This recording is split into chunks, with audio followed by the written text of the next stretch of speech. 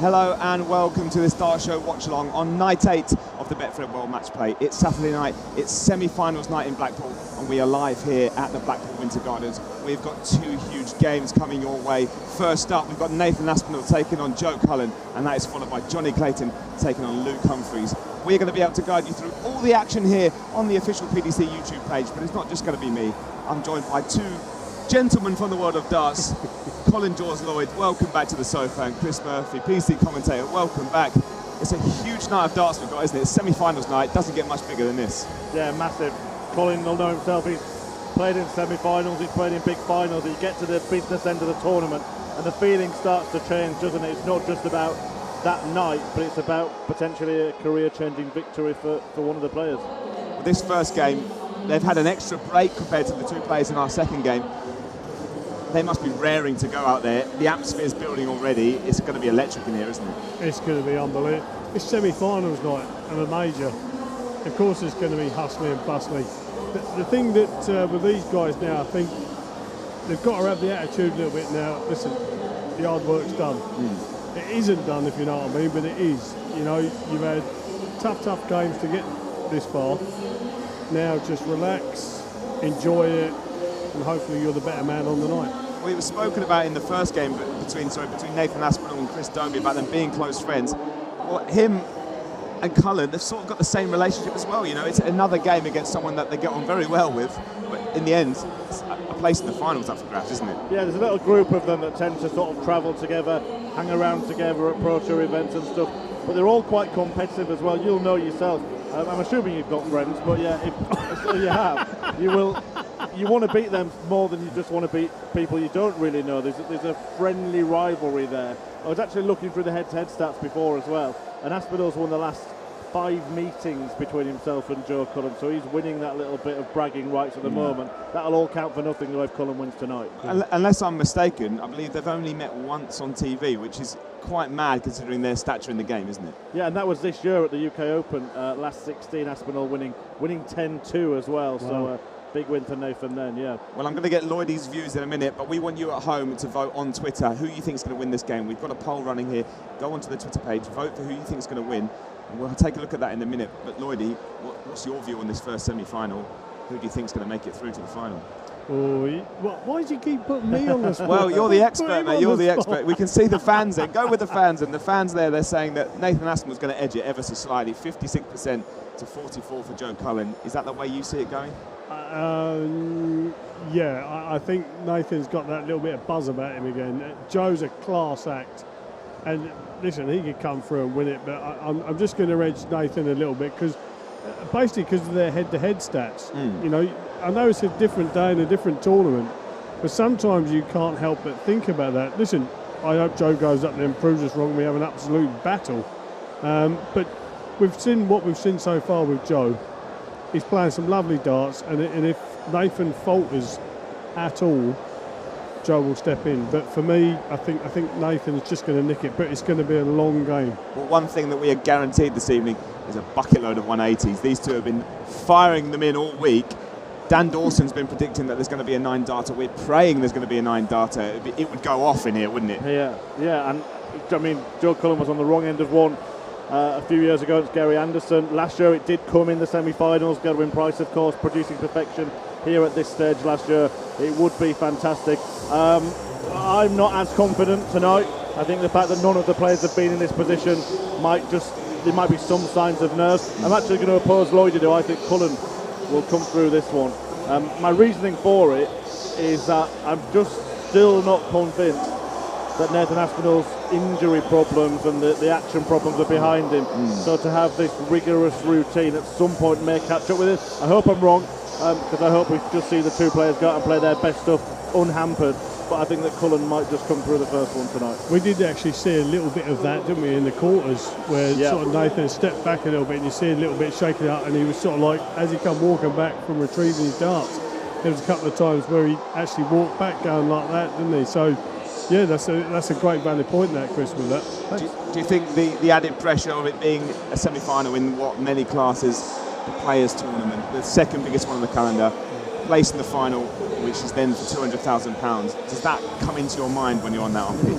It would be nice, wouldn't it, Lloyd? 200 grand, eh? Listen, mate, I don't play for chicken feed anymore. No. Yeah, of course it's the thing about being world match play champion. That's what they're playing for. I think these guys, of course, there's loads of money up for grabs. 200 grand to the winner. You're not going to turn your nose up at it. But it's the thing on your resume to say that you are the Betfred World Match Play Championship. And like you just said, and I've said it umpteen times. The only reason I keep saying it is because I won it. It is the second biggest behind the world. And it's bragging rights. It's bragging rights to say I'm the world match play champion. But like you say, with the prize money as well, the way that the rankings work these days, you'll be looking as well. These guys will be thinking Premier League place. It opens so many doors. Grand Slam place. And this is where you keep getting that accumulative money towards your rankings and getting your face on TV and people recognising you, becoming a household name in the sport you love. Well, let me just explain how this watch-along is going to work. If you haven't joined us for the last 2 nights, we want to know where you've been. But let me explain just how it's going to work. Basically, we want to be like your friends down the pub or your friends in the living room. There is a slight delay with this channel on YouTube to the live action, so you might need to pause your TV ever so slightly to mirror up with us where we are exactly in the games. But we're hoping that we can give you some entertainment throughout the night, an alternative to the commentary. There's going to be guests, there's going to be prizes, and we want to hear your thoughts and feelings throughout the night. So please keep tweeting us using the hashtag WMDarts or TDS Watch Along. Comment on the YouTube channel and just get involved. There'll be plenty of ways to get involved, and there'll be prizes up for grab for the best interaction. So please join us. As you see on screen as well, we've got another way to get involved in the action, our Ultimate Predictor. That is a competition we're running throughout the World Match Play for the ultimate prize in darts. You could win a signed dartboard, a lesson from a pro, 4 VIP tickets to an event of your choice. It's an amazing prize. Lloyd, it's something you'd love, surely. Listen, I think every dart fan, and I am still a dart fan, you can't buy that. That would be absolutely fantastic. And listen, just tune in, play along, and you've got the opportunity to win it. Murph, if you were the lucky winner of that prize, who would you pick to have a lesson from? Which pro would you want to get a lesson from? Not Colin. Which pro would I get a lesson from? Good question. Not a schooling, a lesson. Yeah, I mean, some of the top pros, funny thing is, you ask some of the top pros how they throw, they can't even tell you. No. So it'd be difficult, like Michael Van Gerwen. Don't tell him that. How you throw. It's like, yeah, don't pick him. Who would I want to throw like? It's a really tough question. I think I would actually like, thinking of the players that are playing tonight, I think I'd like to get a little bit of the fight instilled in me that Nathan Aspinall's got. He's the ultra competitor, and he's always up for it.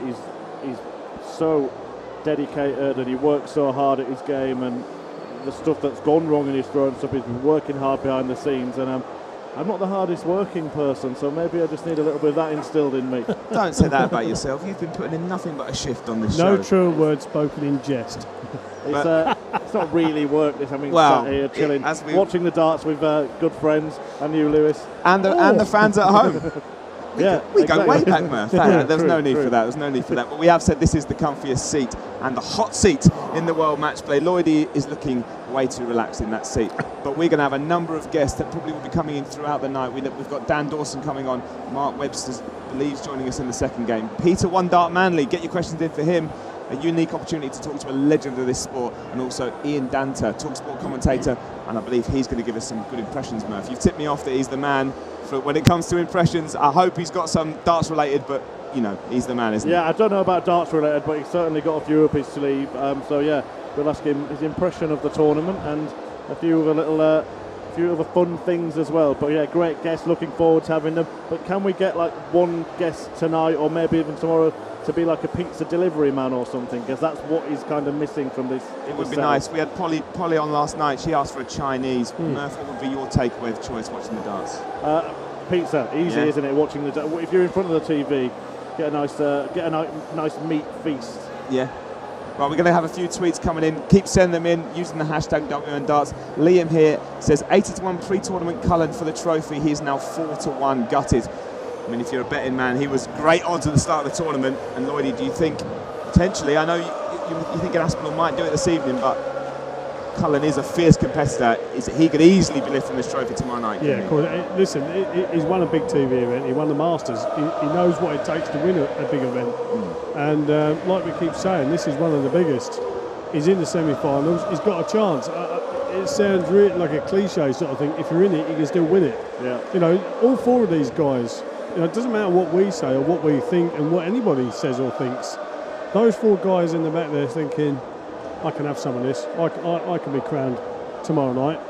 Get on with the job in hand of tonight. Get tonight out of the way and then get back onto it. Well, Owen Finn just there, and a number of people tweeting in saying that they're going for Clayton in the second game. We haven't even touched on that yet. Your pick for the title was Luke Humphries. Johnny Clayton stands in his way. That is going to be an epic, isn't it? I'm in this weird position now where if I was just asked, had I not tipped Humphries to win the tournament, I would probably be edging towards Johnny Clayton. So I should be wise and change my mind. Am I allowed to change my mind? If you'd like. Having seen how both played last night, for me I would favour Clayton in that match.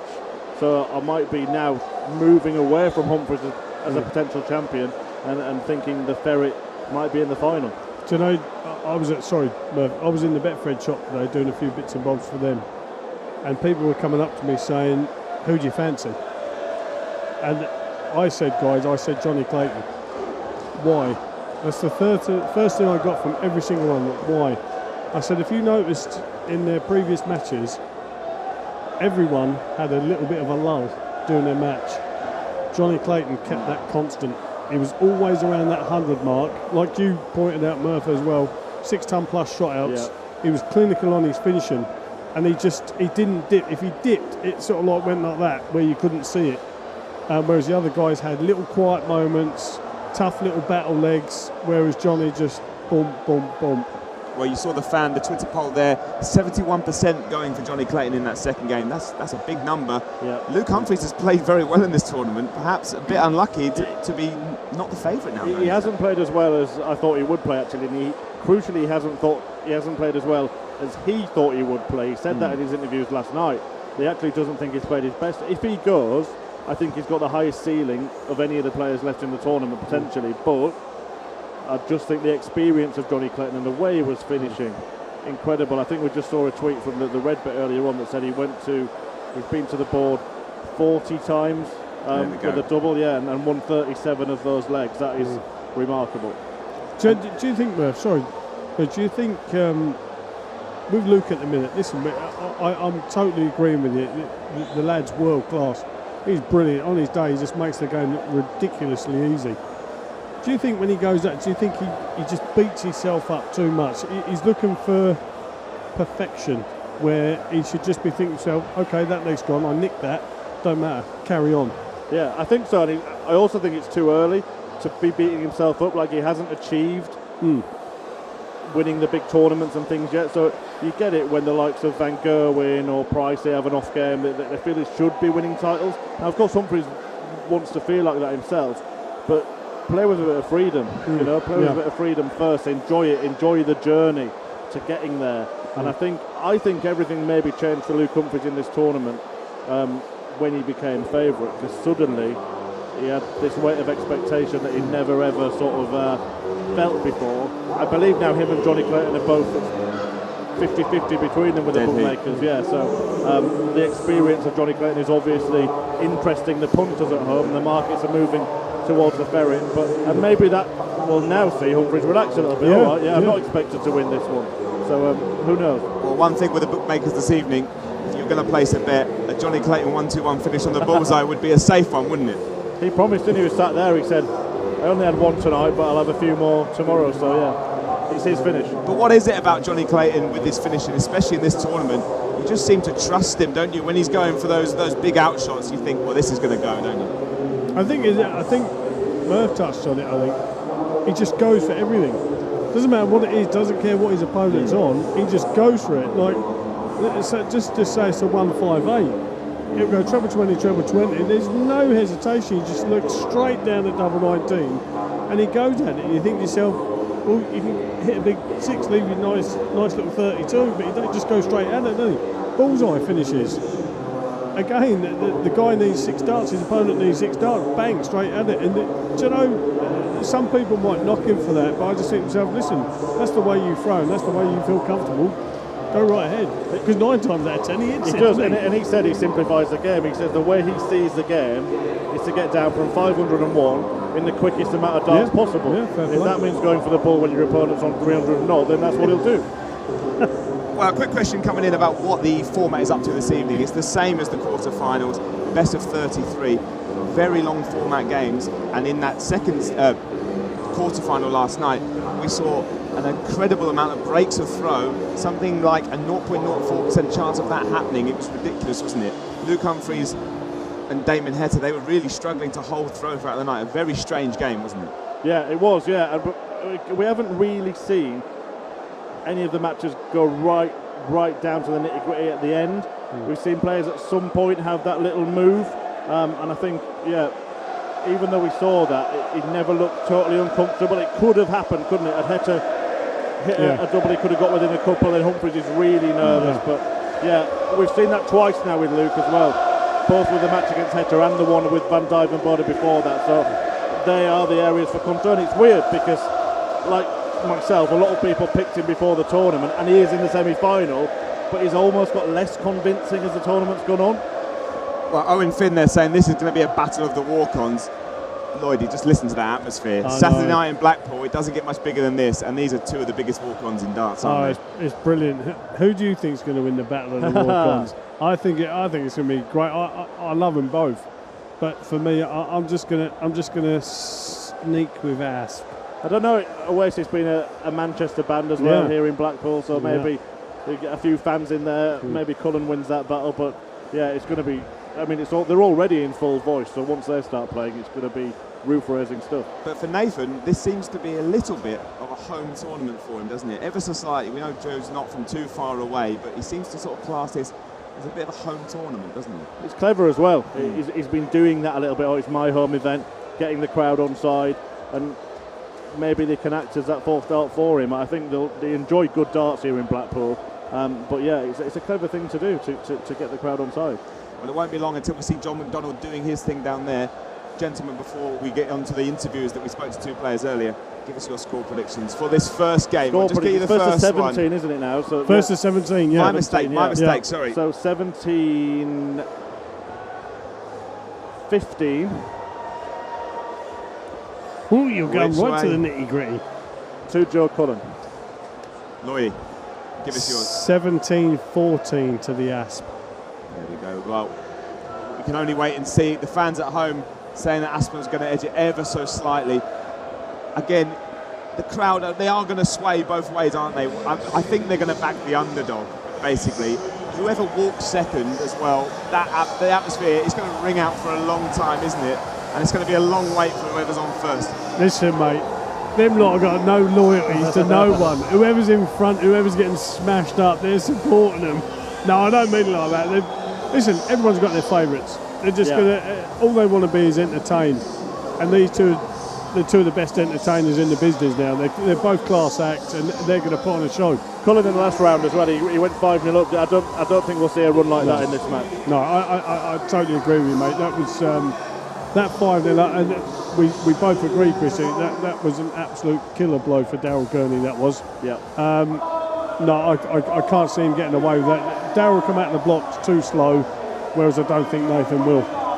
Well, you can hear John McDonald doing his thing over my shoulder, but we spoke to Nathan Aspin earlier and said Gabby Partington, I reported down to speak to him. Let's hear his views now. Congratulations, Nathan, you're through to your first semi-final of the World Matchplay. Just tell me how you're feeling. Yeah, I'm buzzing. Obviously, it was a tough game on Thursday night playing Chris, but I had to go out there and do a job, and yeah, I got the win in the end. I think I performed at a high level throughout the match, which is why I came out on top. And yeah, I was just buzzing to be here. First semi-final of the match play. You know, it's another tick in the box, but I want to put a tick in the final. Okay. Well, you ticked off your mate. You played him, and then you've got another mate on the hockey. Does the game plan say the same? Yeah, I think it has to. I think the 4 lads that are left in it, we're all really good pals. You know, I think 6 out of the 8, we all knock around together. So yeah, it's going to be tough. If I'm going to win this tournament, I've got to upset a few of my mates. But you know, this is cutthroat at the top, and I'm up there for myself, and you know, hopefully I'll come out on top. Okay, well, you're down the road from here, so this is almost like a home tournament for you. So do you think you'll get the comfort of the crown tonight? What do you think? It's been pretty loud this week, hasn't it? It's going to get loud, isn't it? Yeah. I've got, you know, the rest of my family have tipped down tonight, bummed a few tickets, haven't they? I've got a load of mates in the crowd that I know that are coming. Everyone's just been trying to get some tickets, really. You know, it's not often the mate gets the semi-final of Matchplay, so I'm going to get a lot of support with or without them. You know what I mean?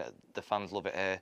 It's going to be a great start to the game with the walk-ons. You know, I think Joe's is an amazing walk-on. So yeah, it's going to be fun up there, and hopefully we throw some good darts as well. You never lost to Colin on TV, have you? I think I only played him once, so. Oh, there we go. We're still on TV. Well, that one, so it gives you more confidence. yeah. That 1-1 still start. Yeah. To be fair, we have played each other quite a lot off telly, and I've seen a stat that I've won the last 5 games, which he'll know that, and I think I can use that as a little bit extra confidence going into the match that I know I've done in the last 5 times. He will know I've done in the last 5 times, so. You know, hopefully the pressure's on him to have to perform, and I can just go out there, do what I've done all week, and you know, try and bully him a bit in the scoring. And if I do that, I think I'll win. Well, there we have it, the confident views of Nathan Aspinall. He's just making his way to the stage now. Joe Colin has just rocked this place, but let's hear what he had to say to Gabby Partington earlier today. Okay, through to your first semi-final of the World Matchplay. Just tell me how you're feeling. Yeah, I'm excited. This is a venue that I've loved over the years, and I've not done the best. I've done all right one of the years, but to get through to the semi-finals, I'm absolutely over the moon. Okay, you're playing a friend in, obviously, Nathan. You're both quite competitive characters. Yeah. How do you think it'll be tonight? A little bit feisty, you reckon? Yeah, probably, yeah. It'd be maybe a subconscious thing. I don't think there'll be any animosity on either side, but we actually played snooker the other day. Actually, and I absolutely hammered him at that, so I think he'd be able to get his own back. It's his turn now, yeah? Not snooker. You managed to keep quite calm, though, calm and collected on the oche. How do you manage to control your emotions when you're playing on a stage, and a big stage like this? I think it's just an experience thing. You know, when I first started, everyone's a little bit nervous, but sort of you just work out how to handle them in different ways, and I'm sure it's a situation I've never been in tonight. So, but hopefully I'll be able to handle it the way I've been doing. Okay, he's won the one televised meeting between you both. I've done my research clearly. Does that make a difference on a stage like this, or not really? No, definitely not. And I think it was this year at the UK Open. We both played 2 games already that day, so it was a long old day. So he won't bring too much into it, I'm sure. Okay, and you've had an extra day off to prepare. What have you been doing? The kids have been over, so we've been up the tower and doing all the things that I don't really want to do, but I suppose the things that you've got to do. So, and napping. I like an afternoon nap. Even with the kids? Yeah, even with the kids. They're old. They're old. Okay. Don't worry, they're 15 and 10, so they are pretty old. Okay, well, best of luck tonight. Thank you very much. Cheers, Gabby. Joe Colin there speaking to Gabby Partington, but listen to that atmosphere. That's for Nathan Aspinall. He has just brought the house down at the Winter Gardens, hasn't he? I think where we were just saying who's going to win the Battle of the Water, I think Nathan just nicked it quite simply because he walked second.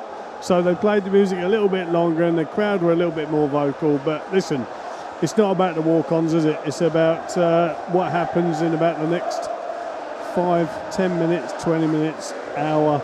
That's what counts. So these guys have had a little bit of fun though, both smiling, both enjoying the walk-on, but now it's time to switch on and time to go to work. To be fair as well, Joe Cullen was one of the voices joining in, wasn't he? He was singing along to Mr. Brightside as well. Do you think they're the 2 best walk-ons in the sport at the moment? They really get the crowd going, don't they? I think they do, yeah. They're 2 very, very popular songs. And the nice thing about it is the guys sing along with it as well, and they're conducting it, you know. It's like conducting an orchestra, and everybody knows the words to it. Yeah, 2 of the biggest walk-ons, 2 of the biggest players.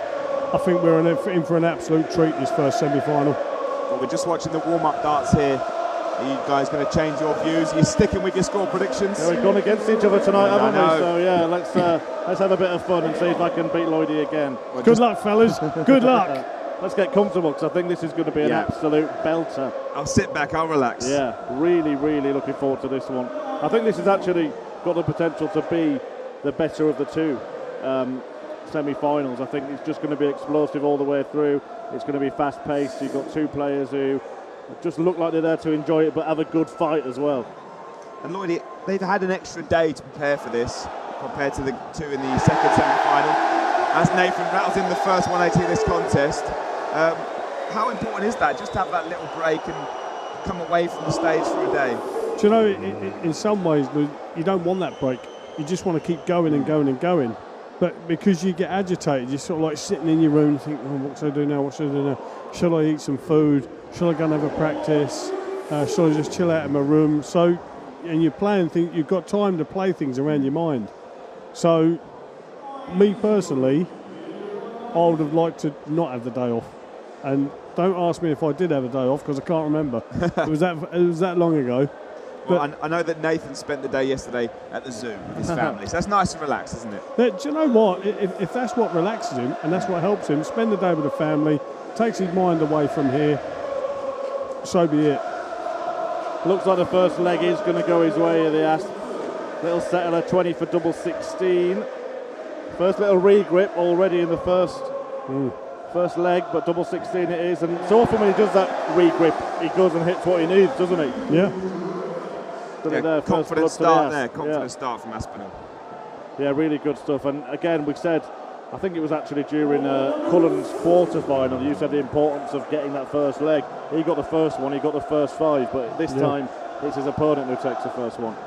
Well, hello and welcome to everyone that is watching on YouTube. Please keep sending your comments in for these two gentlemen and the guests that we're coming later today. A few coming in just saying, Jules, you're looking good, you're looking healthy. Well, yeah, I've been... Because he's sat next I'm not going to say I'm going going I'm still trying to get rid of this, so I can't really get rid of that. But listen, I've been working hard. People that don't know, I was a diabetic. No, I'm not diabetic at this moment in time. Well done. I've worked hard. Joe, what in some ways, I've got to say, I've got to tell myself off. I wish I'd have looked after myself a bit more when I was playing professionally.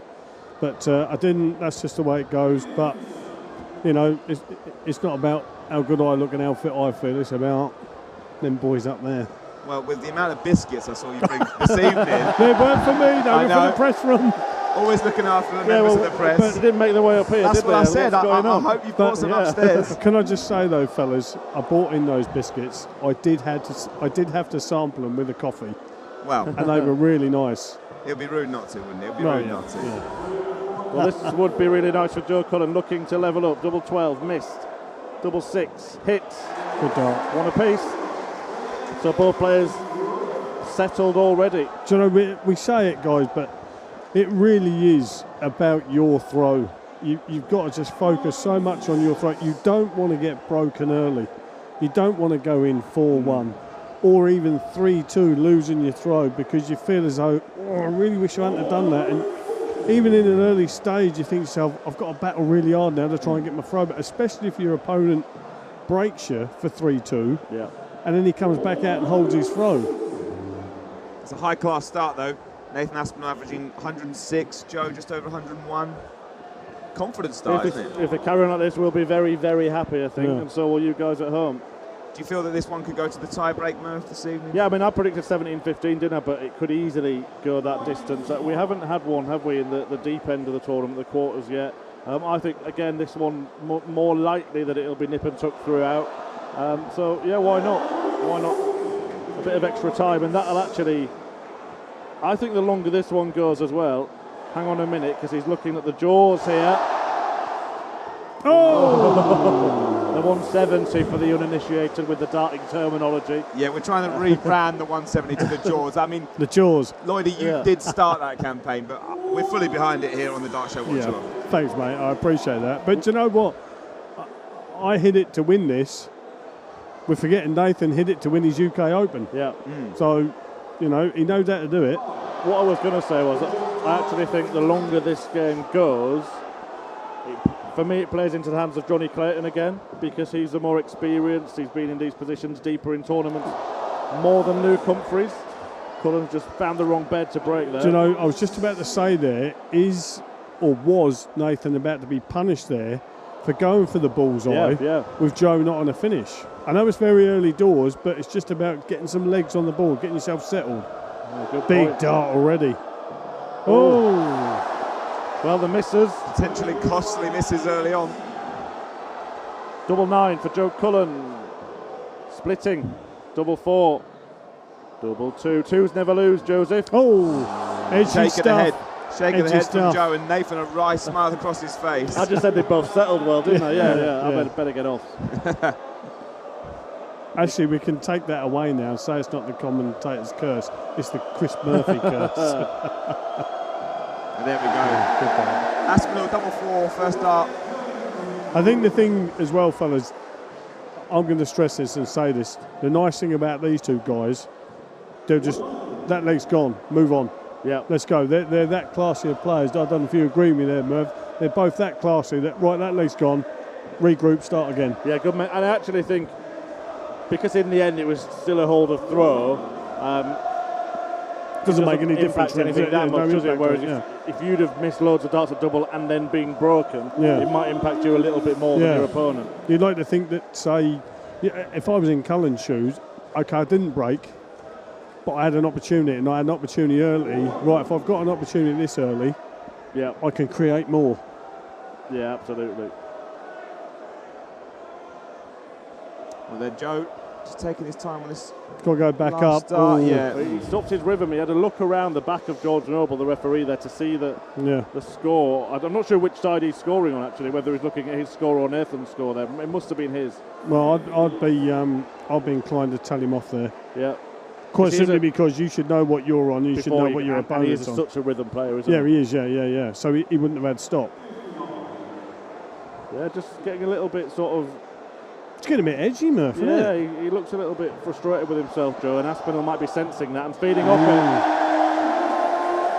180, number 3 for the As. Well, we will have TalkSport 2 commentator Ian Danter join us very shortly. Please send in your questions and comments for him using the hashtag WMDarts or in the YouTube chat. I'm looking at it right now. Keep them questions coming in for Dance. He'll join us very shortly. But this is Nathan Aspinall's got a chance now to break. This is his first opportunity to break. Will he take this opportunity? It's one dart at double 16. Yes, he will. Excellent stuff. That's great stuff. That's great stuff. Now, we spoke about it just now, Merv, didn't we? A case of you don't really want to be going into a break 4-1. Yeah. And now the leg before does start to hurt Cullen. Yes. Because he's starting to think, well, I could have won that leg. And then I totally agree with you. Should have won this one. I can't sit still. Yeah, I just got the feeling. I mean, before they even came out tonight, the atmosphere had just gone up a notch, hadn't it, as well? So you just got the feeling of something special in the air. It was really good last night, but tonight's another levels now. I think something about Saturday night in Blackpool. You've been in many a times, Murph. You know what it's like a Saturday night in Blackpool. Never ended well, but hopefully it will for. Look at that crowd. We've got a fantastic crowd. The floor is full. The balconies are full. Yeah, and it's a chance then for Nathan Aspinall to lead 4-1. Cullen rallying. Ton 40. You can probably hear the iconic tones of George Noble behind us. And I agree with everything Jake said in that tweet. Jake, nothing, and I mean nothing will ever beat the darts we make him right. Yeah, good man, Jake. Totally agree with you. Jake, hope you're enjoying back home. Everyone, keep getting your tweets in. Hashtag WMDarts. We'll find them. We'll bring them up on the screen. Hope you're enjoying it at home. What Nathan would do now to get one of them glorious 180s.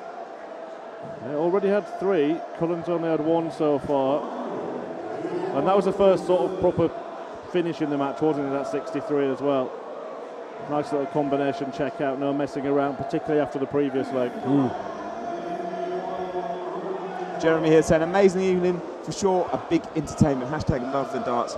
Good luck to all. Yeah, fair play. Nice words. Cullen's going to get an opportunity then to get the break back and going 3-2 behind. This big very moment. important, isn't it, for Joe, this? There's only 1 dart. It's at tops. It's good in dart. tops. Brilliant Very dart. good finish. 71 finish. Big reaction as well. Yeah, that's one thing we guarantee this evening with these two. They're going to be fired up, aren't they? They wear their hearts on their sleeves. You know, big reactions are coming from both.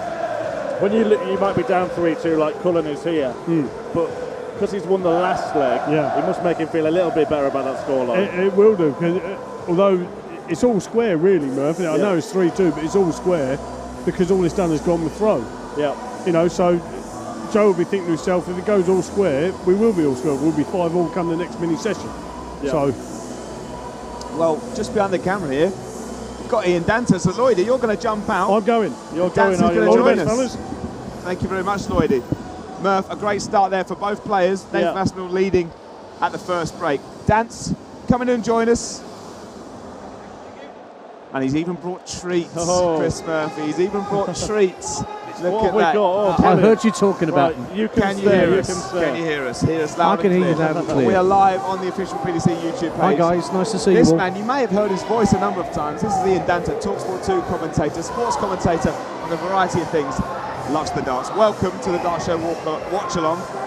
Welcome to Blackpool. It's been incredible, hasn't it? It's a fantastic tournament. I mean, it's a match play night no other this year, isn't it? It's been wonderful for so many reasons. What have you made of it? It's such an open tournament this year. We saw all the big names going out, all previous champions going out, and we're left with a wide open tournament, aren't we? Wide open tournament is one thing, but a tournament played in probably the best spirit I can think of for a darts tournament in a long time. Some people get off on the needle. I don't know, but I don't. I'm happy seeing two guys up there tonight in, Nathan and Joe, who know each other 6 ways to Sunday, but can put that friendship aside, like we saw that last night with the games as well, and they can just get on and get to the serious business, but they just know where to draw the line. It's a bit like other sports, isn't it, Dance, with players like them. They'll still give it large, they'll still be pumped up, but at the end, it'll be a handshake and a bit of respect between the pair, but it's a friendly rivalry. Yeah, things got weird at the Worlds last year with Gerwin and the ear defenders. And I mean, of course, that wasn't an inter-player problem. That was a crowd problem. And I know the PDC have been working really hard to try and crack down on those who try and spoil it for everybody else. It doesn't happen so much here because, Blackpool, it's a smaller audience. It's 2,000 or so people.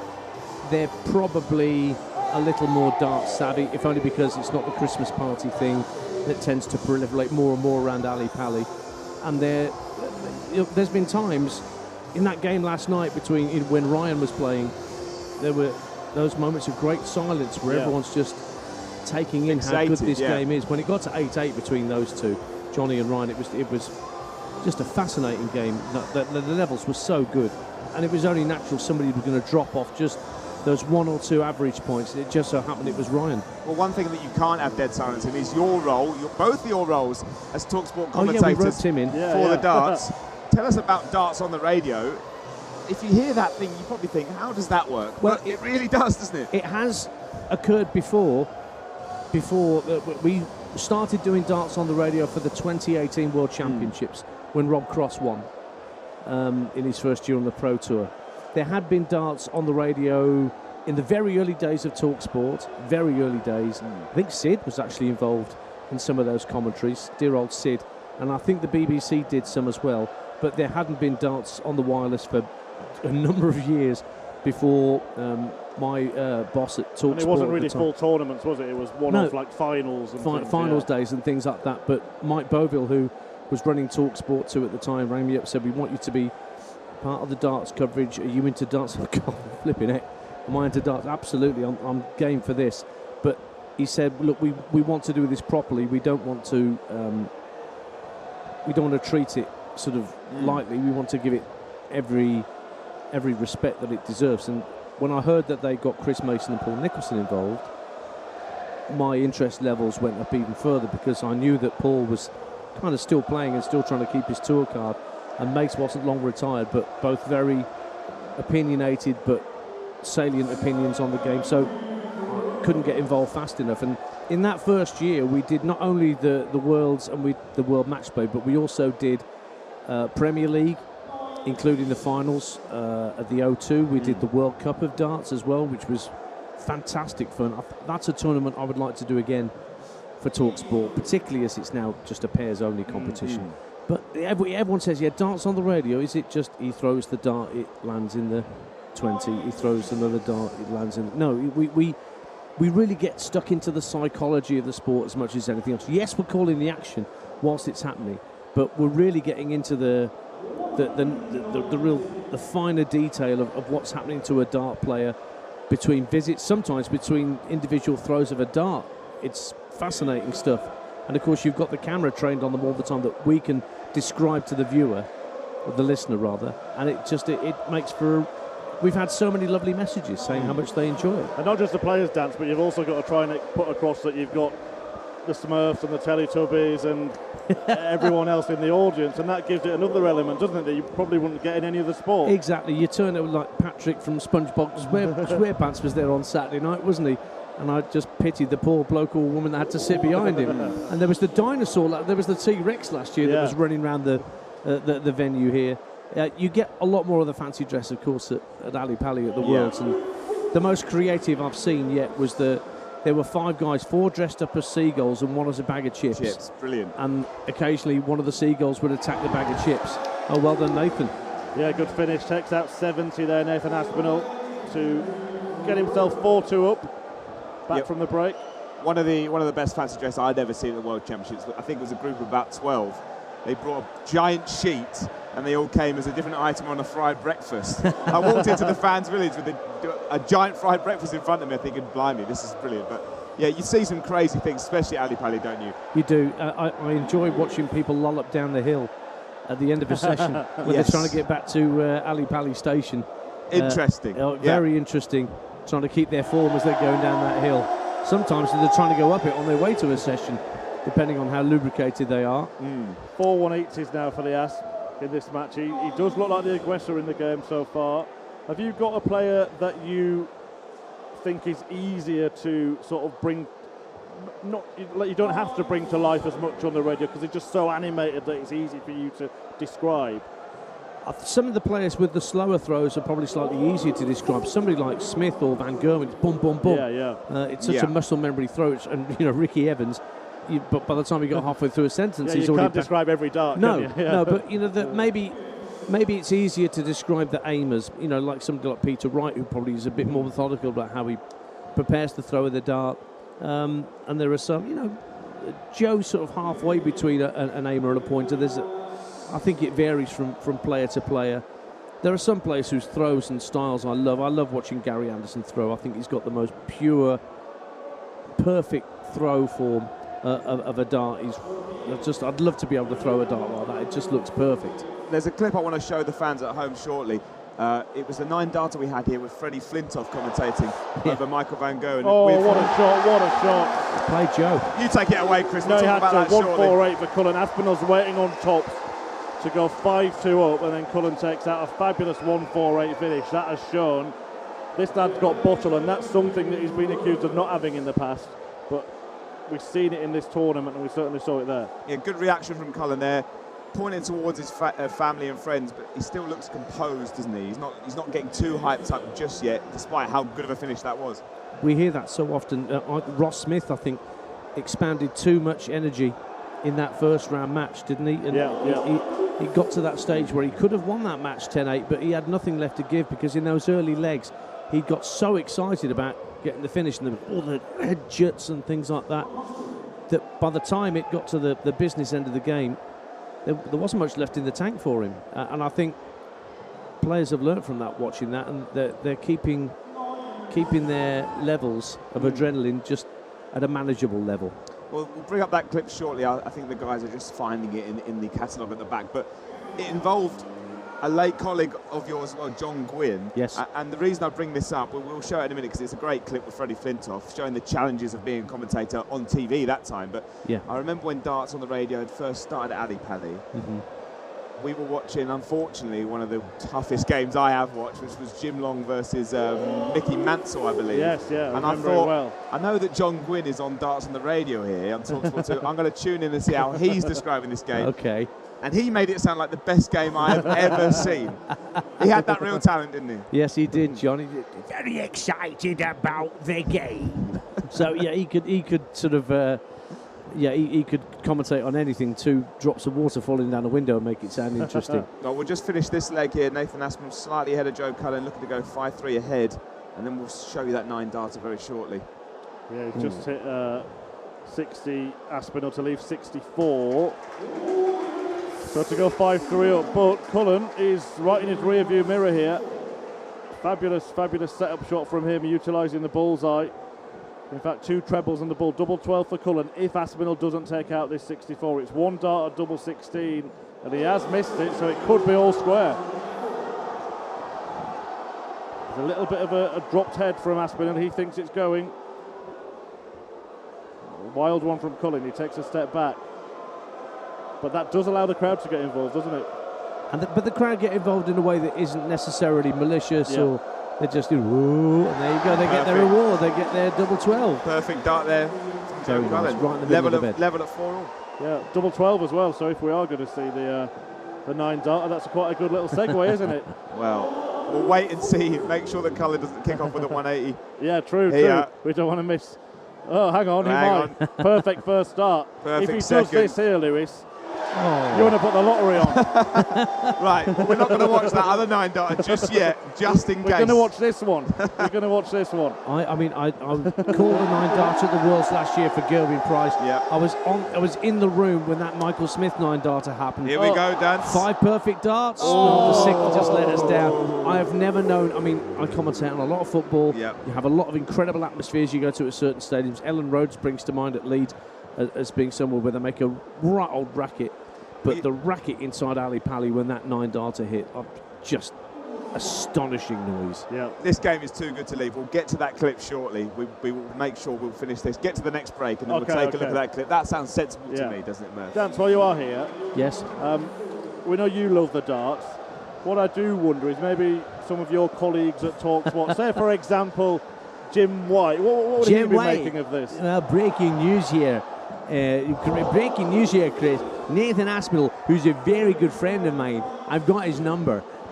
He is leading Joe Cullen, who's called the rock star. I'm not aware of him selling millions of records like my friend Rod Stewart, but if he's a rock star, that's interesting. But I've got Nathan Aspinall's number, and I was speaking to him as he was throwing his darts in the first leg, and he was telling me exclusively on TalkSport that he's got the measure of the rock star. I talk to famous people all the time because they love me. He has got the measure of Joe Cullen at the moment, 5-4 up. But yeah, that's another one of your sort of, well, not so hidden talents. You've done a few impressions. What are the classics? Oh, well, Trevor Francis used to get a lot of work, the old Birmingham City manager, but he's not been in the game the past few years. But Trevor was somebody I did quite a lot, who comes from Plymouth, and he's got a slight, blocked nose, the way he talks, but he's a close personal friend. And there's Dean Saunders, who I do now, who works for TalkSport. When I played, you had Alan Evans, Leighton Peace, Richie Burnett, Johnny Clayton, Gerwyn Price, and I was better than all of those. And what do your colleagues make of these impressions? They okay with? They tolerate me. Yeah, right. You'd have to ask them for a direct answer. I do seem to make Paul Nicholson smile and giggle more than I should, more than is legal with some of these silly voices. We seem to settle on some sort of word or phrase of the week that we just don't let go. It's Van Bogard.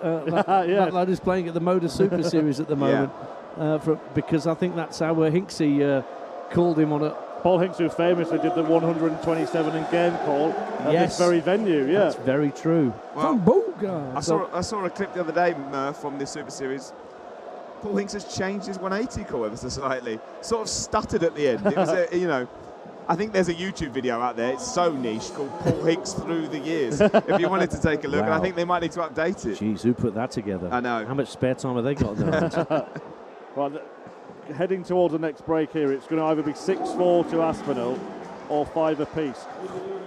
Aspinall wants 68. What are the averages at the moment, incidentally? 97.52 the Asp, 94.92 Cullen. Okay, that's pretty solid. Decent stuff, yeah. 68 Aspinall, Cullen waiting on 32. 2 darts at double 4, only needs 1, keeps the advantage, 6-4. Will they pop off for the break? Let's take a look at that 9 darter I was talking about.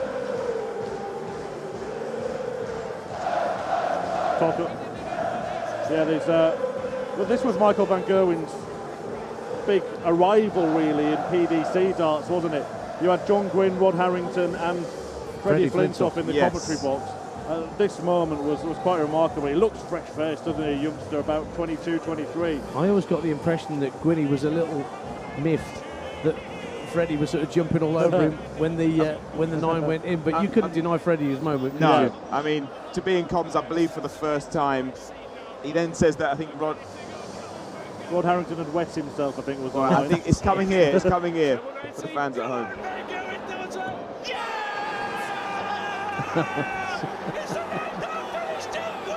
Yeah, and Gwynny's trying to get his voice over the top of Freddie's, but he's not succeeding. And Gwynny always seemed to be, when it came to a 9-darter, he was always seemed to be fighting with Sid, or somebody for the glory of calling it in when it actually dropped in there. All of us on Talk Sport. Have you done a 9-darter? Not on the radio. On the radio. Well, we've had that luck where the first one went in here in 2018. John Rawling was working for us at the time when Gary Anderson got the 1-8 against Colin, wasn't it? It was, yeah. It was. On his way to winning the thing. And I got to call Gerwin doing his 9-darter at the Worlds last year. So we've all had little moments. There's a moment in that 9-darter where before the second 180 goes in, to this day I will never find the answer. I know what you're going to say. Because John Gwynn goes to Freddie, now this lad's Dutch and I've got a question. Oh, and it's another 180. What was that question going to be? Do the Dutch play cricket, probably? Yeah, probably. Yeah, that's likely to be And I could happily tell them that the Dutch have beaten England at cricket in the past, I seem to remember. But yeah, incredible. Those moments are what you live for as a commentator, aren't they? I think darts has been very much a sport I've loved watching since the days of World of Sport. And I mean, I'm in my 50s, so I remember the news of the World Championships when they were Ali Pali in the long room and Alan Evans winning it, and the horrible state of the dartboard, the colour of it. It was no any of these beautiful pristine boards that we have so regularly. And then John Lowe hitting that 9-dart, and somehow with those thick wires on those boards, somehow getting those 3 darts in, for 6 perfect darts to start the 180.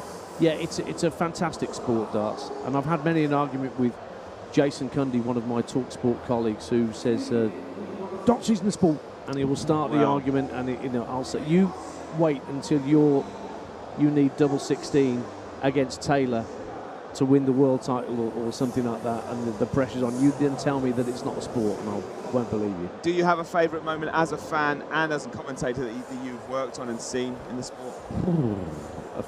Well, actually, the first night that we did the World Matchplay here, having done the Worlds, and we enjoyed the Worlds, and it was a good learning process in 2018 because we were just finding our way, making sure we got the format right. So we came here to Blackpool with a bit more confidence.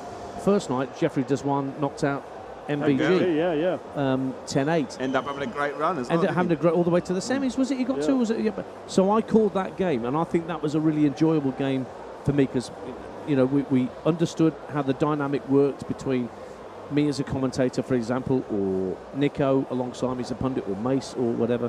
So that sticks in my head because I was also party to the Blackpool atmosphere for the first time. I'd never been here as a fan, so you would sort of take the Pepsi challenge between the atmosphere at Ali Pali and the atmosphere here, and of course it's so much closer around here.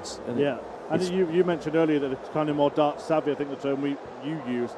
So because they're not just there for the party, the revelry, if you like, they understood the shock as well, didn't they? So there was that kind of, because I did the match between Van Gerwen and Brendan Dolan in this tournament, and the crowd really, they portray the shock element of when something like that happens. What's happened with TalkSport is that we came into darts in the post-Taylor era. Yeah. We've had that whole extraordinary era of Phil winning this, that, and everything. And of course now the trophy's named after him here. So we came in to do commentary at a very intriguing point for the sport. And I think there was an assumption from some, not from the real students of the game, but from some, that MVG was just going to move into that space, move into that vacuum, and make it here. So that win for Deswan made me think, okay, it's not quite so cut and dry, this idea that Van Gerwen's just going to assume the mantle that Taylor's had. And what have we here this year in the top 5 seeds all going out prior to the semi-finals, and the potential for, somebody like Joe Cullen, the Masters winner, to land a ranking title on television like this. It's a brilliant time for the sport because it really is concertinaing up between the players at the very top of the sport. Love it. As you say, huge opportunity. Who do you think is going to be lifting the trophy tomorrow night? Johnny's playing really well. I thought because he stuck with Ryan, because Ryan had the darts, if I remember right, to start with last night, and was set the tone with that first leg. And Johnny, having got his average up, in fairness, in his second round match from 17 darts per winning leg in the first round against Clemens, he looked like he was staying with him, and I have to hand it to him because Searle, up to that point, had the best average in the tournament. So Johnny, for me, has got a really good chance tonight. You consider the sheer amount of legs that Luke was broken in. Yeah. That's not. Was it something like 19 breaks of throw? Looked a little bit nervy towards the end of both his last two matches, hasn't he, Luke Humphries, as well? But it was a finishing, as we can see on the screen there, that was so good for Clayton. And finishing from Aspinall tonight, 116 there. He's just moved 7-4 up with that. He's got a little bit of that about him. But yeah, Clayton, 6-ton plus finishes. He was over 60% on the finishing. Yeah, I mean, we've seen some great finishing this week. Darryl Gurney's finishing in that one match was absolutely astonishing. You know, he's and you know, 2 dart kills and things like that have been really efficient. What I've seen a lot this tournament is players missing single darts to hit doubles more than I can remember. Yeah. You know, it's trying to set up double shots, and I don't know whether it's complacency or whether it's just the nerves of it all, but there's lots of single darts trying to hit, you know, one for tops on 41 or something. It's happening more than I remember. Do you think that is the pressure of this tournament, is the match play? It's so big, it means so much to the players. The amount of players that see this as their favourite tournament as well, it really does matter for them. And that none of these have gone this far. Yes. No, there's uncharted territory for all of them. So, I mean, there's not... Even Clayton hasn't played that many long-form darts matches in recent years. I know there's 1 or 2 stuck in there, but it's a journey into the unknown for many of them. And I have to explain to some of the TalkSport listeners who aren't conversant, this is not like a Euro Tour event or a Players' Championship event, or even a Premier League, where it's, you know, 1st to 6 or 1st to 8, something like this. Is, you know, here we are getting to 1st to 18 for the final. You know, it's 3 times as long as the standard Players' Championship final, and potentially. That one you mentioned, the first one that TalkSport did, the final between Anders and Suljevic, went on forever, didn't it? Oh, I wasn't. I'd actually gone home by that point. Probably got home by that point. But yeah, exactly. I could have set off. Yeah, I mean, Mensah. Dear Mensah, what's happened to his game in the intervening years? He's just nowhere near that player. But you could say the way through darts, you could say if anything started to happen to his game, it would fall apart fairly quickly because there were so many moving parts to that action. But yeah, that was an epic final between those two. So it was another great story for us to bring to the listeners after Rob Cross and everything and what he'd achieved. So you know, magnificent final. Yeah, one of the best finals we've ever seen. Yeah, we may well get a classic with whoever gets through. I think that's a narrative I'm hearing a lot. It doesn't matter whether it's Nathan or Joe here, whether it's Luke or Johnny in the next one. You're guaranteed a really entertaining final. This game could turn into a classic. Cullen's just clawed it back 7-5. Aspinall just keeping that buffer at the moment, but can turn at any point. I find Joe's throw really interesting, throwing from the shoulder. You know, so many. You got Schindler draws it right into his eyebrow. Yeah. You know, Aspinall's got that classic sort of next to the eye thing. But Joe's sort of round arm lob from the shoulder. It's the sort of thing where Chris Mason was saying there's too many moving parts in that action, but it's very effective. That was interesting that Aspinall just had a look at his score. He was on 80. And he had a look at Joe Cullen's score, before deciding which route to go. So instead of the conventional starting on the 20s, he started on the 16s, meaning he leaves the favoured double when he comes back, double 16. Hasn't hit it. I think he thought he had. Yeah, he was walking, wasn't he? Either that or he dropped his dart. Oh, that's difficult. You can see on his face, Murph, that target is blocked. Just seen a camera angle. Those watching at home would have seen it as well. He's right across to his left here for double 8. And he doesn't find it. 106 for Joe Cullen then to break the throw, get the game back on throw. Treble 18, can't find that, so Aspinall will come back. Just a little wry smile from Cullen. He knows that was half a chance. Big leg, big opportunity this for Nathan. And he finds it. Double 4, moves into an 8-5 lead. That 3-leg cushion restored by Nathan Aspinall. Yeah, he's just doing enough, isn't he? Or Cullen's doing enough to sort of not capitalise on those misses from Nathan, and he's just at the moment in the box seat, but neither player is looking incredibly happy. The averages have dropped slightly now into the 94 range. I think what Dance was saying before, that, you know, it is uncharted territory. It's a massive tournament, and I'm making the point when Aspinall's just hit a 180, but I think we will see, Johnny Clayton aside, I think we've already seen a little bit of flapping from all the players in the semi-finals. Well, Luke betrays his emotions probably more than any of the other semi-finalists that we have here. He very much wears his heart on his sleeve. And when he was chatting to our Abigail Davis last night in the post-match interview, she asked him about that, and he actually said, "Well, that's me. I'm not going to change. I'm not going to, clam up because you think it's going to help me." Fair point. That's just the way he is, and I guess he uses that as some kind of fuel to get himself back on track. But yeah. We had Russ Bray in it yesterday evening, though, and he said that he thinks Luke just needs to be kinder to himself. He feels like he's so harsh when things aren't going that badly. But when you've won 2 major, ranking tournaments in the past couple of 3 weeks in the run-up to this, you should be thinking much more positively about your game and about your future. Here he is, number 6 in the world, chance to be number 5 at least, I think. I'm not sure he can go up as high as 4 if he wins this. It's pretty close. Dance, before you get off, yeah.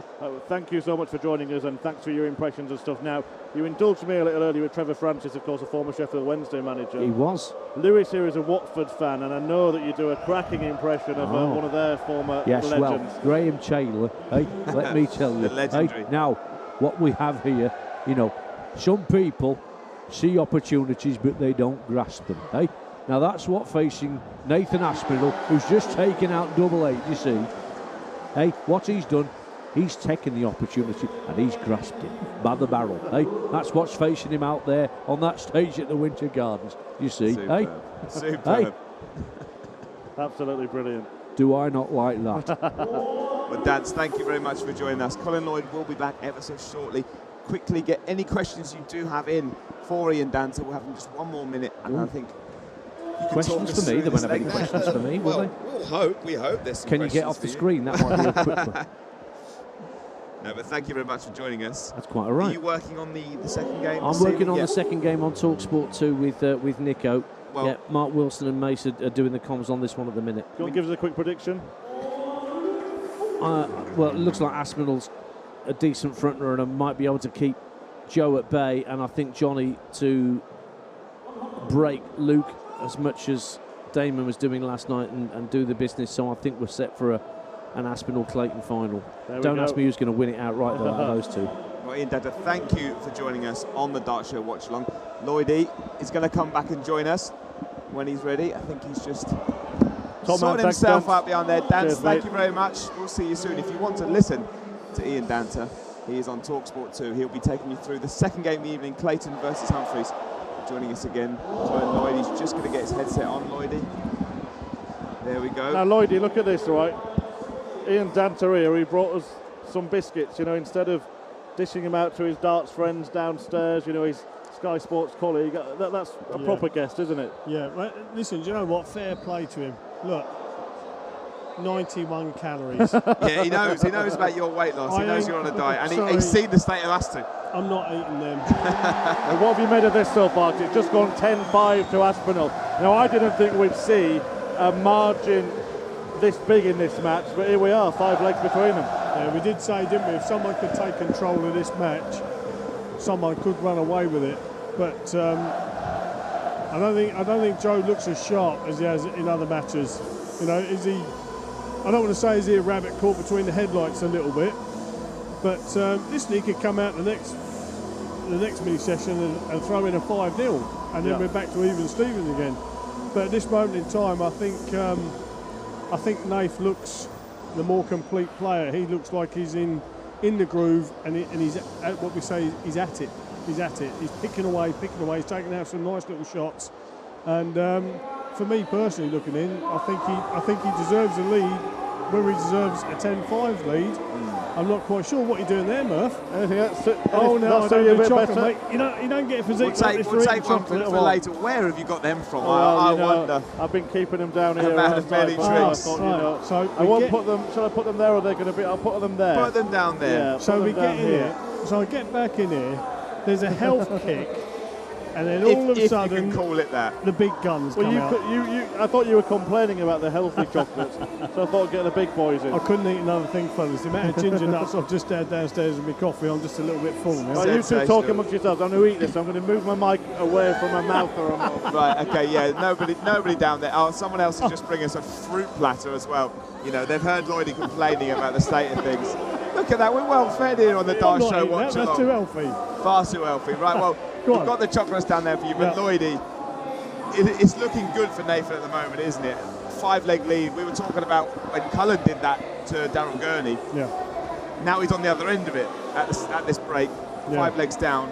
He needs a lot Yeah. coming back from the break, doesn't he? The thing about it is, mate, we keep saying this about the breaks, and it's fast getting to the point now. We keep saying it, and it is right. It works out that way. Nathan's 7 legs away. Joe's 12 legs away. And some people might go, well, yeah, that's obvious. But it's not just the 12 legs away, it's the breaks of throw that he has to achieve to get back on par. So that's going to be the tough bit for Joe. But obviously sitting at the back, or not sitting at the back, but going at the back, going off stage for this little break, Nathan Aspel will be certainly enjoying his sip of water more than what Joe will. But that's not to say that Joe can't come out, because we know he's capable of it. Joe could come out and start ripping it up. If Aspinall holds straight away, if he breaks straight away after the break, then you're looking at a mountain to climb for Colin now, aren't you? Yeah. Just a real little rally from the Asp. One of the last. He took out a crucial 116 there as well. Yeah. And that would have really hurt, that 116. Yeah, one of the last 3 legs, Nathan. The 180s have been flying in for Nathan again. He's the 6, biggest 180 hitter of the tournament. Yeah. And again, when you're doing that to your opponent, it really must take its toll. It's demoralising in the fact that Joe's now having to play catch-up. We know that Joe's a fantastic 180 hitter, but he's had opportunities, but he's squandered the opportunities. I don't mean that in a negative sort of way towards Joe. It's just that when you get those opportunities, especially at this stage of a tournament, we're in the semi-finals, fellas, you've got to tidy it up. If you don't tidy it up, if your opponent's ready and able, he's going to tidy it up behind you. I know we're all obsessed over averages, Lloydie, but do you think that both players averaging in the mid-90s will be happy with how they're playing? Probably not. I think there's been, like I said, I think there's just been missed opportunities. Both guys have had missed opportunities. Yeah. You know, we could happily quite be sitting here, and we'd be happy with it. I know Joe certainly would be. We could be sitting here at 8-7. Yeah. It's not. It's 10-5. That's just the way it is. So, like I just now said as well with Nathan, he won't care that he's averaging mid-90s. All he wants is a big fat W to have a chance to become the World Matchplay champion. And like I said, that break there, he'd have been enjoying that break far more than what Joe would have been. Well, we are going to shortly, Murph, talk about something I asked you earlier. Okay. Your future world champions in this sport, you get to see... Well, I thought you meant what I fancied for a takeover. No, not that. You get to see this sport at the grassroots level and at the Pro Tour level. And there's a few names that you've picked as your future world champions. These two are chasing a first world title. In fact, everyone left in the field chasing a first world title. We'll look at your top 5 very shortly, but are these two players that you see with the potential to win a world title? I think some of them. No spoilers yet, but I think that there are a couple of them that I think I've included in that 5 that I sent you earlier on, that I spoke to you about earlier on. Okay, well, let's take a look at your list, your top 5. Starting with at number 5. Hopefully it should come up on the side here. Murph predicts number 1, a name that you've talked to me about off camera. We haven't spoken about him here. You call him a prodigy of the sport. Yeah, he's the look, comparisons are not the best way to go about things, but it just reminds me more than any other player, like the emergence of Michael van Gerwen, the averages he can hit now as a 16-year-old. He can do it against the the top, the older players as well. And he's dominating the development tour. He's won titles there. He's produced astonishing averages, hit 9 darters. He's likely to get a tour card next year. I'm not saying he's going to win a world title in the next 2 or 3 years, but I would be very surprised if we're sat back here in 10 years' time and he's not already a world champion. Fellas, if I can just cut in on you there, we'll come back to Murph predicts the possibly 5 world champions for the future. Nathan Aspinall there just wanted 46. He went up, checked himself, which we know he does, and hit the biggest, fattest 11 going. So instead of having 2 darts at double 16, he only had the 1 dart to take an 11-5 lead. Squandered it. Joe steps in, 20 tops. Yeah, it could be a big moment. Could be a big moment. Well, Murph, let's get on to your second name in the list. We'll bring that up now. Nathan Aspinall, who you're watching now. You said you didn't want to give any spoilers. I knew that you'd said him earlier. Yeah. Nathan Aspinall, for you, future world champion. I think out of the players in the semi-finals tonight, he's the one with the most fight. He can win a world title and he can win a world match play without having to post the enormous averages. He's just got so much fight in him, so much bottle, tungsten tenacity, darting defiance, I call it, and I think he is just one of those players who he's an exceptional dart player, and you have to be to win world titles, twice a semi-finalist, of course, already. But I think that he's just that type of player that will have no problem crossing the line if he gets there. Well, just give us a quick update on this leg as well. Joe Colin down to 56, looking to claw another one back here, isn't he? Yeah, he's missed for it, but Aspinall wants a big one, 158. Kind of shot that would hurt Lloyd if it did go. Yeah, that would have really hurt. But Joe now, I think he's been doing it. He's been splitting. He's been going 10 double 4. Looks like he's going to do it again. Oh, 6 double 6. Well, I don't think he meant to. What's he done here? Oh, I thought he'd miscounted at first, but it was just the dart was so high, we couldn't see it. I think if you looked at that first 6 move, we couldn't quite see it at that camera. I think it just kicked over a bit, but he must have been able to see enough of it because he never moved. But you called it. He must have been aiming for a 10, and he's lost it there. A little bit like the last leg with Aspinall, the 11. Double 16 for the Asp. He misses as well. So earlier in the match where both players were missing opportunities, but Aspinall was winning those legs, he might just be taking a turn here where Cullen's picking up those legs. Could be. Big darts. Big moments. Double 3. Shake of the head from Joe Cullen as he goes inside.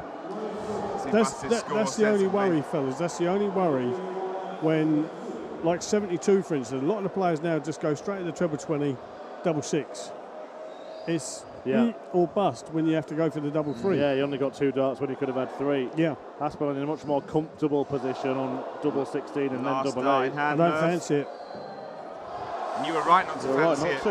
Goes outside again. Joe Cullen comes back. I bet he didn't think he was going to get this opportunity. Proper tension this, but now again he's still got the same spot. You might even see the first dart be a little bit wide because he's thinking about not going for double 3. Well, he's got inside. He is double 3. Outside this time. Last chance, and he's missed. He's missed again. You can see Aspinall behind, really geeing himself up. Yeah. Grit on his face there. Yeah.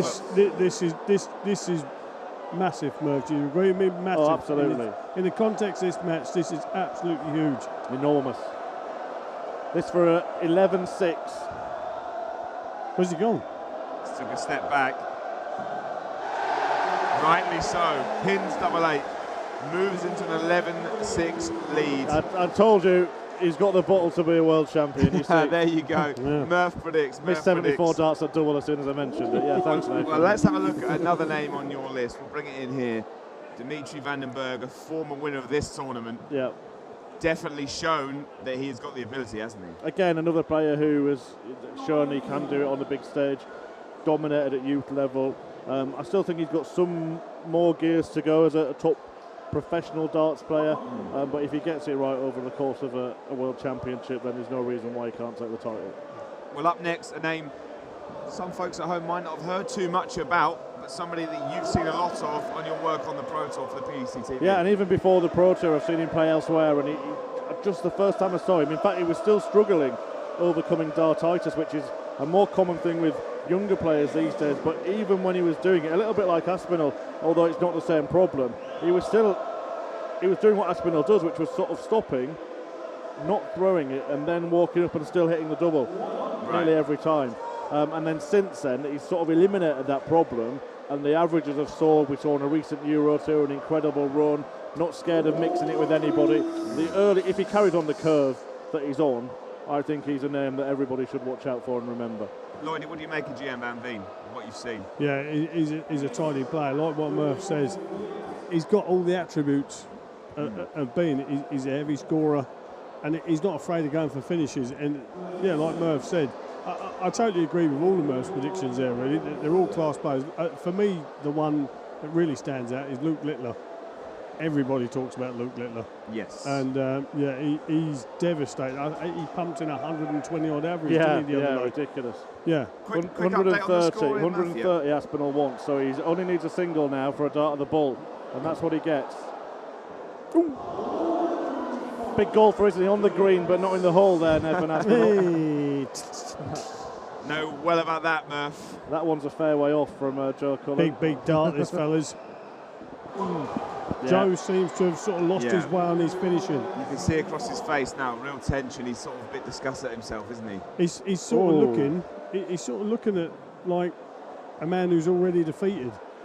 Yeah, not a good sign for him. And if Aspinall hits this, then well, he's halfway down the hockey. He hasn't even thrown the dart. There were some nerves going in this match. You could see him just trying to loosen himself up like that. Yeah. But again, tension when it comes down to finding those doubles. Yeah. Double one. Good guide though, that. Oh, how did that not go in? That's unbelievable. The guide looked on the wire and he's just managed to squeeze it underneath, but not in the double one. I think in this match, these last two legs have shown how much this means to those two guys. And I mean that in a very, very respectful way, in the fact that they know it's getting to the nitty-gritty time of this match, and that's why they're missing, because it means so much from them. They're putting so much into it that I'm not saying they've lost focus, but they're really trying to force the issue. Instead of letting the arm do what it's been doing all week, they're really trying to just get in. Yeah, he's missed 25 darts at double in this game, Joe Cullen. Just to give you an indication, Johnny Clayton won last night's game. He only threw 26 darts at double in the entire match. Wow. Incredible. Well, Murph, we need to finish your top five here. Let's look at your fifth selection. Colin, oh no, it's not. It's Luke Humphries. I just think that I've said it ever since he started playing well on the development 2 years ago. I think he has got a level in him that we haven't seen from him yet, and it will come eventually. I'm not saying this year or next year, but for Humphries, I think he is the type of player actually that could become, for a period of time, a dominant force in the game. Maybe this is the weekend when it all starts to go that way for Luke Humphries, jumps into the top four in the world. If he wins this, he'll be in the Premier League next year, no doubt about that, and then he can really count himself as one of the elite. But it's crossing the line first, and maybe this is the start of it this weekend. When you're talking about that curve, that progression arc that's needed for a dart player, he's doing all the right things. His has been textbook, hasn't it? His development tour, winning title after title, big wins on TV, Pro Tours, Euro Tours, where he really is the dominant force at the moment. Yeah, I think I'd be flabbergasted if Humphries never won a world title. Well, that's a perfect topic of discussion for all you guys at home. Please send in your future world champions. Just give us a name, give us the reason. We'll read out a few, maybe pick a winner to win that signed World Matchplay programme by the two finalists here at the Betfred World Matchplay. And guys, well, getting very tense here, isn't it? That's a great dart. 13-6 if this goes in. Yeah, you called it a couple of legs ago. Cullen looks beaten here, and we said before about Nathan Aspinall, if he could sustain it because of the injury issues he's had, what would it take out of him? But if he wins it well, he doesn't have that worry, does he? No, that's right. If I was Nathan, I'm just saying, if Nathan wins this match, if I was able to chat with Nathan, I would be saying, listen, mate, you come off. You've had a relatively early night. Yeah. And let's make it even earlier. Yeah. If you're hungry, let's go. Let's pick you up some food on the way. I don't mean to sound right. I might go with him. We're still waiting for that pizza, man. Let's get you back to the hotel. Let's get you nice and relaxed. Let's get you to your room. Yeah. Chill out, because if he does get to the final, he'll possibly have a restless night tonight. give yourself the best opportunity. The guys at the PDC might want to do a bit in the morning with him. Yeah. Sky will certainly want to do some bits with him in the morning. Make good use of that time. Make good use of your rest time. Did you have sleepless nights before your big finals? Yeah, very much so. I could tell you a little story in a minute about with the World Grand Prix. That was surreal. That was mad, actually. But that is the case, though, isn't it? Coming off stage, especially if you're the second game this evening, all hyped up. It's a late finish. You haven't got long to prepare for that final. And how do you feel when you get home, back to your hotel? Are you hyped up, full on adrenaline? Yeah, that's it. You're hyped up and full of adrenaline. So, for me, it's a case of, and I don't mean to sound this. Get out of this venue. Right. Yeah. Get out of this venue. Let the adrenaline come down, and just start relaxing, because you're going to be buzzing. As much as you want to say, I want to stay and watch C1 playing, I want to stay, well, no, because that might not be until about 11:30 tonight. Yeah. Let's get you away, let's get some food in you, let's get you back to your room, get in bed, watch it on your iPad if you want to, but then as and when then, you can just, right, no, I've had enough of this now, I'm very happy with my game, I know when I'm playing, flick it off, turn the lights off, go to sleep. Gone missing here for Joe Cullen. He had 2 darts at tops there to make it 13-7. Instead it could be 14-6 at this interval. Same target missed by Aspinall. Double 10. Just stepping back again, Murph. Yeah, but he does like to regrip and compose a little. Doesn't seem to hamper him, does it? No. I mean, he hasn't hit on that occasion, but the 2 darts that Cullen threw are much further away than any of the 3 that Aspinall missed. He's got to hit this, Lloyd, hasn't he? Yeah, he has to. Yeah. And he does. And there you go, hands in the air. Finally, a bit of relief for Joe Cullen. I think he's had a bit of a reprieve there from Nathan Aspinall. That's a nervous relief. You know, he'll know he's coming off the break. He's 6 legs down. He'll be thinking to himself, how on earth am I 6 legs down? Nathan's going to be going off thinking, I should have been 14-6 up here. But, you know, go off. It's interesting to see, we talk about this, don't we? It looks like Joe's going to be staying up. Yeah, and it looks like he's throwing darts at doubles as well from he was practicing. He's trying to get his doubling right. I mean, in this match, 7 out of 34. Aspinall's finishing's not fantastic, by the way. He's at 32%. Joe Cullen down at 21%. Yeah, and Joe will be so disappointed with that, because he has, to be fair, fellas, he has been clinical. I know I predicted Nathan tonight and whatever, but, you know, there's nothing, no malice or anything in that. I just think in these bigger games, I just think Nathan's just got that little bit more experience with them bigger games. And that's not to say that Joe hasn't got experience. He's a class player, he's a Masters champion. You know, you don't get handed that. But I just think at this little nitty-gritty bit of stage, that's how he's created those opportunities. He's taken those opportunities. Joe's created opportunities, but now it's starting to get him. And you can't help but do it, because you go, why am I all of a sudden not hitting the double? Yeah. I've been hitting doubles every single match. Why can't I hit a double? And the more you think about it, the more you're not focused on actually trying to hit the double. You're thinking, why you're throwing a dart, you're thinking, please go in. Not get in. You're going, please go in. And when you do that, you sort of like, you stop. And you, like that with it. Do you know what I mean? It's just, you know, you can't throw like that. Right, Lloydie, you know, while we've got a break, you told us you had a story, didn't you, about your World Grand Prix final preparation? The World Grand Prix final, fellas, that was my first ever major final, and I was very fortunate enough to go on and win it. And my partner at the time was Dieter Hedman, and I couldn't get her a room in the main hotel at City West, so she got put over into what we used to call the golf complex bit, where the lemongrass and everything is. So she got over there. So come off, celebrated, whatever, had a nice few glasses of bubbly and whatever and all that sort of thing. Anyway, this is the thing what I was talking about. The adrenaline went off, and all of a sudden, it was the end of the tournament, thankfully. And I just went, ugh. And I had nothing left.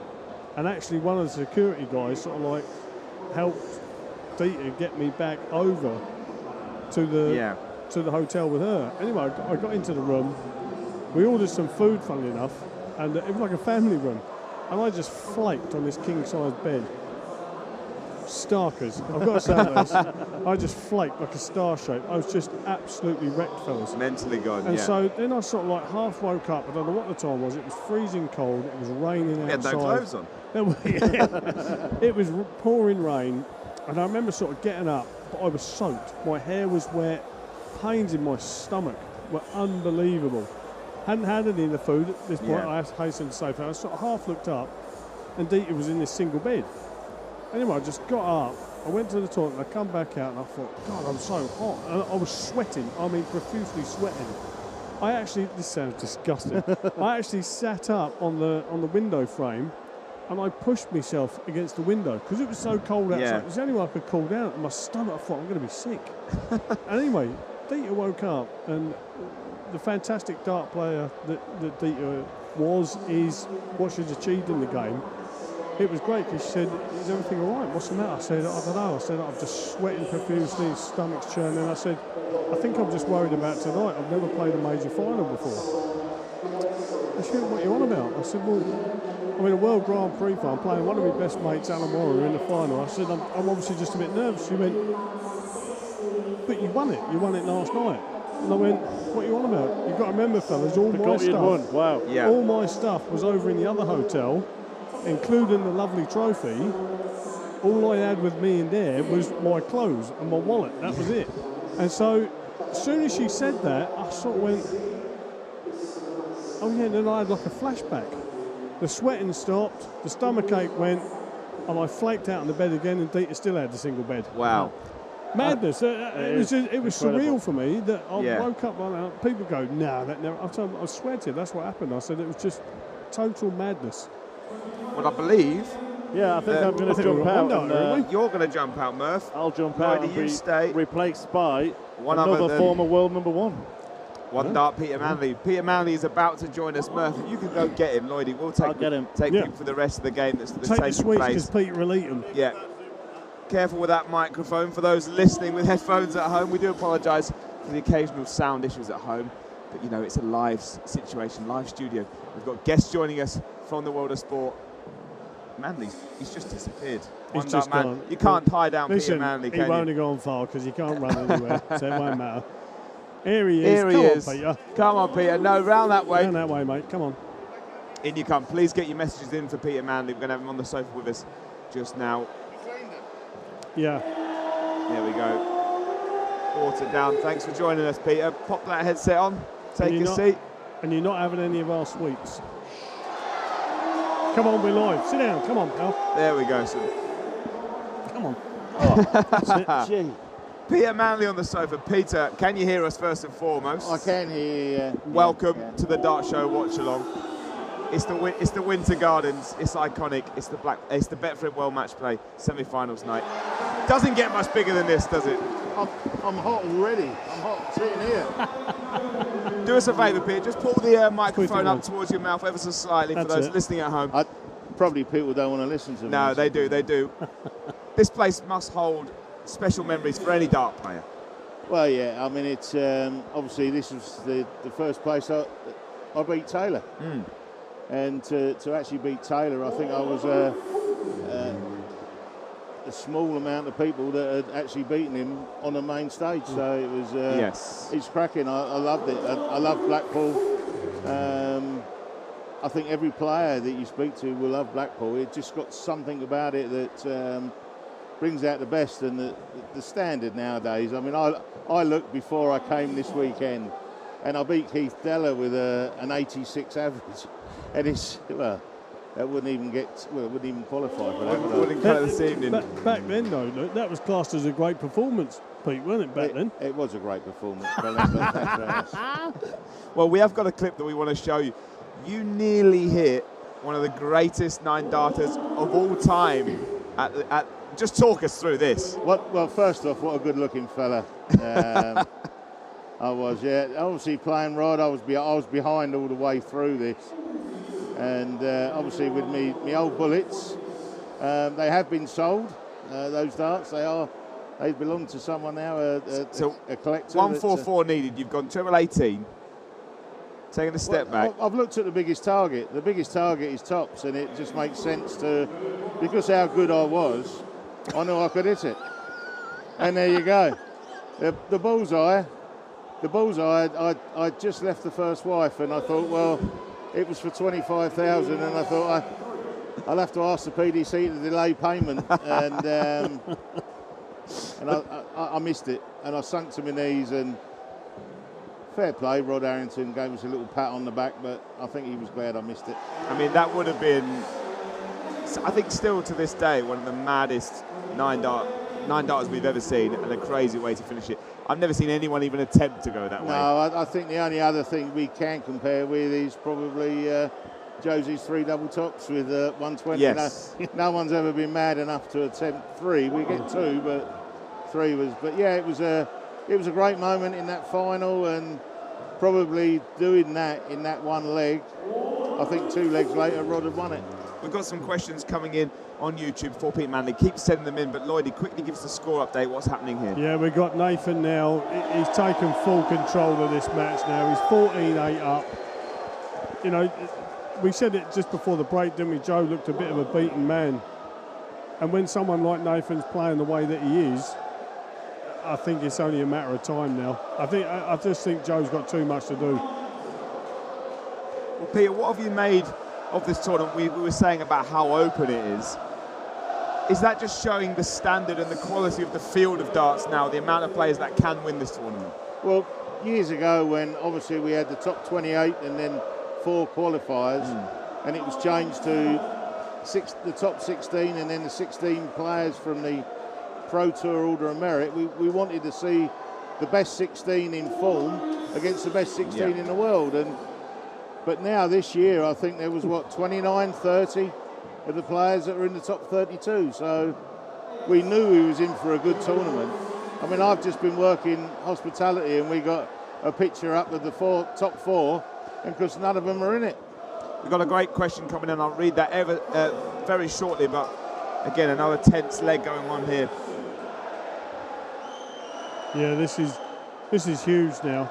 Joe just had an opportunity there to break Nathan, to get it back to 14-9, but consequently missed it, and Nathan stepped back in now to take a 15-8 lead. Well, he's now just 2 away from a place in the final. But that question there from Harold Reason, Peter and Colin, what's the one match you would want to replay in your career? Anything that springs to mind? One? Go. I've got about a dozen. I don't know about Peter. I've got about a dozen, I think. One match, there isn't really one match. There's probably hundreds that I've lost that I'd love to play again. Probably the one against Bob Anderson here in the first year when I played more legs in the first round than what the actual semi-finalists did. I know the rules have changed where they just played five legs now, but I think it was 1917 when I lost to Bob. I'd love to have played that one again. Well, you like to be a bit of a wind-up merchant on the stage as well. We saw Damien Hedger this week with some unique walk-ons, Ashes themed. What did you make of those? I think it's fantastic. I've been watching him in European. There's a few I didn't quite understand because he was doing a theme in Holland and the German, the skiing in Austria. Yeah. I got that one. I got the skiing. I think sometimes it's whatever he can find the day of the game. I think it was brilliant. The only thing what he brought to his game was the crowd against him. And he's a lovely guy and people love him. And I think they will love him even more for it. I think if he can get through this, come out the other end like I did with the booing, then he will be a far, far better player. And he's already, what is he, number 12 in the world? So yeah, he's doing the business. He's doing the business. Question from Tyler Price there, simply asking, who do you think is going to lift this title on Sunday? I think the most experienced player out of all of them, probably Johnny Clayton. But any one of the 4, really. Nathan's scoring ability is so strong. But Joe's shown his resilience with the Masters win earlier in the year last year. They've all got capabilities, and one with Luke Humphreys. I mean, he's just the future, isn't he? Really. Well, Lloyd, just quickly update us there. Joe Cullen, I believe, took out 1-2-4. Was it? Took out 1-2-4. We got our bullseye finished. Well, it's either the 1-2-1 or the Johnny Clayton 1-2-1 or the 1-2-4. Yeah, it's just keeping this match alive. But we saw Nathan there, not flinch. Or I was just about to say he's 460s in. or 4 trebles, 4 big trebles in, 5 out of 6 trebles. This is the sort of leg you want to play, Pete, at this stage of the match. You go for a 180 and a 125 on your throw to try and move into a 16-9 lead and one leg away from getting to the final. Well, I think I'll just bring in Damon again from last night when he took that magical 152, and then believe it or not, you wouldn't bet against him missing 2 darts at tops in the next leg, and that's what he did, which gave Luke the actual opportunity. Well, we are reaching crunch time in this semi-final. We might have to cut you off if we have any more questions in, but we have had one from Lee Seymour asking, Peter, what was your favourite ever wind-up moment on stage? I think it's got to be Adrian Lewis. I think it was, I was beating the guy anyway. Well, Nathan Aspinall there. Do you think he won that? Yeah, Nathan took out a clinical 96 there, 2 darts. one leg away now, 1 leg away. Did he think he'd won the match? match? He's thinking he'd won the match. I think he did. I actually did that with Phil Taylor when I beat him here. I'm sure he loved that. I actually turned around to shake his hand, and he wasn't going anywhere. And I actually brushed it through my hair because... Styled it out. Yeah, sort of styled it out. But I did. I actually turned around early on. It's very hard to... When you're up there, you're in the game. It's very, very hard. Well, Lloydie, let's just focus on this leg. This could be the moment that Nathan Aspinall books his spot in the final of the Betfred World Match. Do you know what? He knew he'd made a little bit of a faux pas there. And you know what? Smiling away, just cracks in a 180. I think that shows just how relaxed he is and how much control he's taken of this match. Do you think the race is run here, Peter, for Joe Cullen? It's a long way back now, isn't it? Yeah, I once beat Wayne Mardell. I was 14-8 down, and I won the next 8 legs and beat him 16-14. And we were sharing the same hotel, and the next day he'd had about 7 boxes of Hawaiian shirts delivered. And I sat there with him and I said, "What are you going to do with them now?" But he was sure he loved Wayne. you for that. Yeah, he was cracking, Wayne. Yeah. Not like you winding him up, Pete, is it? I think I got enjoyment from the game from it. I loved it. It was part of it. Phil Taylor just didn't understand it. Lloyd, just update us again on the score here. Well, Nathan Aspinall now a 1-2 set, a magical 1-2-6 to book himself a place into the final. Doesn't have to go for it because Joe's not going to finish, but I think he might. Well, double 6 then for the win. Ooh. Just inside on double 6. That would have been a special way to finish, wouldn't it? Well, Joe's on 1-4-8 now to stay in the match. Sorry, Pete, go on. We've all seen this double 3. We've seen this messed up with the last dart with a 3. And yeah, it's true. Yeah, it's not a nice one to come back to, that, is it? It's not, no. Will he split or will he go straight at it? Get it over and done with. It wasn't a great visit there from Joe, was it, in response? Pressure is all on Nathan now. He's gone straight at it. Outside with the first dart. Yeah. And there we go. Plops it in. And Nathan Aspinall is our first finalist here at the 30th World Match Play. And he's looking good, isn't he? He's looking really good. Well, he looked sharp. He's ended up with just over a 95 average. Looked good. He took his chances when they came. You know, let's not forget about Joe. Joe created a lot of opportunities, but in the end, his finishing let him down. And at this stage of the tournament, Peter will agree with me, I think. When it comes to a major and you get to this bit, you've got to finish, mate. You've got to finish, otherwise you're going to get punished, because the guy who you're playing against, he's got there for exactly the same reason. I think Johnny Clayton showed that last night. Absolutely showed it. You know. And if there's a lot of players that went out of this tournament through missing doubles, then watch Johnny Clayton or Nathan, the way they're actually finishing. Yeah. So is that your prediction for the final then? You think Johnny Clayton is going to beat Luke Humphreys in our next match? No, not necessarily. I think Luke, they're both fantastic players. If you put it on paper, probably Johnny Clayton slightly wins it on paper, but any one of these four, except Joe now, could go on and win it. Well, Joe, yeah, there's the Twitter poll. We've had people voting who they think is going to win. 71% voting for Johnny Clayton. He is a firm favourite with the fans at home, and I think he'll be a firm favourite with the crowd here too. Well, yeah, from winning the Premier League, he's just gone on and on. He's absolutely quality, and he's got the measure of it all now. Well, Peter, just a quick word on Nathan as well. We know he's had some troubles with his grip and throw recently. It is great to see him battling against them and coming through and making major finals, isn't it? Yeah, he's used one of the PDPA's sports psychologists, and it's done him a world of good. He admitted it in a Premier League game afterwards when he had an interview with Wayne, and I've seen the actual improvement even just looking at him, and it's fantastic. And you know, that's what other players need to look at to make sure that they're in tip-top condition, ready for every game. Yeah, for those at home that don't know, Peter is involved with the PDPA, the Professional Dart Players Association, and they offer services like that to the dart player, don't they, to try and, you know, look after the health and the well-being of the players that we have on the tour. Oh, it's all chart. I mean, I've been there 20 odd years now, and we used to just look at the height of the dartboard and the lighting, and now well-being, mental health, and problems with gambling, anxiety, depression, it's all part of it now. It's an important thing to have, though, isn't it? I mean, in this day and age, people are more aware of things like that, more aware of their mental health. It's important to have those services available, because sportsmen are no different. Just because they're playing for big money doesn't mean they can't be affected by these problems. Well, it isn't, but the top players don't actually realise it. They don't think that they actually need it. They think they're above it all. It comes a time when these players do drop off a little bit, and they need help, and they do need it to get back. Ray Barneville's probably been a great emphasis on that when he's actually come back into the Pro Tour now. Well, let's just speak on Barney quickly. 5 years away from this tournament. It didn't go the way he wanted, but it's great to see him coming back. He made it to the top 32 of the world. That is impressive stuff from Barney, isn't it? He's always he's probably one of. If someone said to me, who did you not like playing?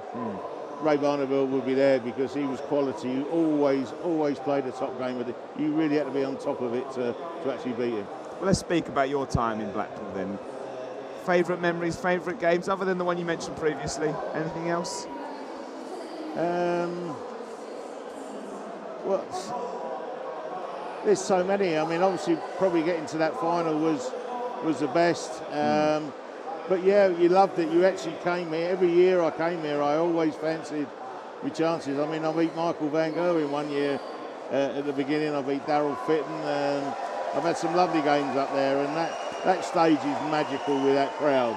This is probably, I mean, from going from Circus Tavern to coming to here, this is the only one left now where they're actually on top of you, where you can actually hear what they're saying. It's a real bear pit atmosphere as well, isn't it? Especially this evening. Great atmosphere for a Saturday night in Blackpool. Semi-finals night is huge, isn't it? Well, I'm just getting too old for all these tournaments, but I've been doing hospitality at night and seeing all the people coming in dressed up. They absolutely love Blackpool, and it's part of it, the party atmosphere. And you know, Damon Heta brought it all on him last night and didn't get through. But did you thrive on being the pantomime villain as well? Did that energy help you? Because we've seen it with Gerwyn Price. We know that he's been a bit tormented by the crowds in places. And sometimes, like at the World Championships, he's struggled to deal with it. But other times, it seems to drive him forwards, doesn't it? Well, obviously, crowds are a lot bigger now. But I did play in the last Premier League where we had arenas with 10,000 people. And the actual booing was just like one noise. Whereas the smaller ones you had, it was worse. Yeah. But with Gerwyn, unfortunately, when he does an interview and he says he doesn't like it, what's the people going to do next time they go? They're going to do it. Yeah. You know, I got booed when I didn't shake Phil Taylor's hand after a world final. And I knew at home that if I was going to carry on to play at any level, I've got to get used to it. And I just ignored the wife for 5 years. And ignoring Phil Taylor was so easy. It was no problem. But a quick word as well for Nathan now. And you guys, you've played in major finals. How do you go and prepare for something like this now? You're playing tomorrow for £200,000 and the World Matchplay Trophy. To lift that Phil Taylor Trophy, surely that is what it's all about. I'd imagine these guys, and obviously Taylor was when I played in my era, and it was all about titles. And I think the money doesn't really come into it now. Yeah. These players earn an absolute fortune. Me and Colin, unfortunately, were in at the wrong time. But it's about the title. It's about winning the World Matchplay, being the World Matchplay champion. You know, being a world champ. Rod always said he was a world champion because he'd won the World Match Play. But the players do hold this tournament in such high regard, don't they? Most say it's their favourite. I think the time of year helps. The fact that you've got all day to prepare for your games. You know, you're not playing 2 big games in the same day. Just Blackpool is something special, isn't it? I don't know why, but it is. You've got so many things against you. Yeah. With the crowd, and especially if it was really hot in Blackpool, you know, to actually get up there and perform with sort of like 90 to 100 degrees on that stage, it's difficult, very difficult. We've had some days here, Peter, where it's been absolutely red hot here over the years. But I was saying, Peter, I'd like to ask you this. The boys were saying to me, what if you're one of these semi-finalists now? Obviously, it's Nathan. We know that he's into the final now. What would you do? I said, well, if it was me advising him, I'd be saying, listen, I know you're hyped, but do you know what? If you're hungry, let's go and get some food. Let's get you back to the hotel, preserve that bit of energy you got left, try and have an early night, because before a major final, Pete, it's a restless night, mate, isn't it? It's a restless night. You don't get the sleep that you want. PDC are going to want to do interviews with you. Sky are going to want to do interviews with you. And before you know it, it's mid-afternoon tomorrow and you're feeling a bit tired. I think what's changed from our day is they're more experienced. They're doing this day in, day out, whether it be European, especially European being on stage and streamed and everything. They're doing so much more on TV than what we did. And we did quite a lot, and they're just ready for it. They're absolutely ready. He knows that he can't be silly. The last silly person I ever know was John Part when he beat Phil Taylor in the semi-final in Vegas, and I knew he'd be out celebrating in Vegas, and because we had an early start, and I got into John at the early stages, and he never caught me up. But that's the thing now. The game is so much more professional, as you say, and you have seen it over the years grow exponentially. It is getting massive, isn't it? It's getting bigger and bigger every year. I just don't know when it's going to stop. Each Blackpool comes round, and this is the best Blackpool lineup we've had, and they say every year. And yet, you know, I mean, I don't know how many 180s have been here. I know they broke the record last year.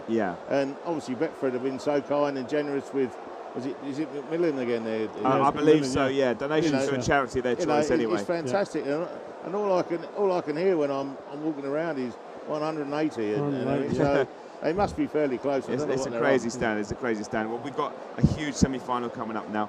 Johnny Clayton taking on Luke Humphreys. Are you sticking with your prediction earlier? I am, yep. I'm still going to stay with Johnny Clayton. I think, like Peter said, Murph has said, Johnny Clayton's he's the man that knows how to go about his business at this level. And like I said, from the quarterfinals coming into these semi-finals, each of the guys had little dips.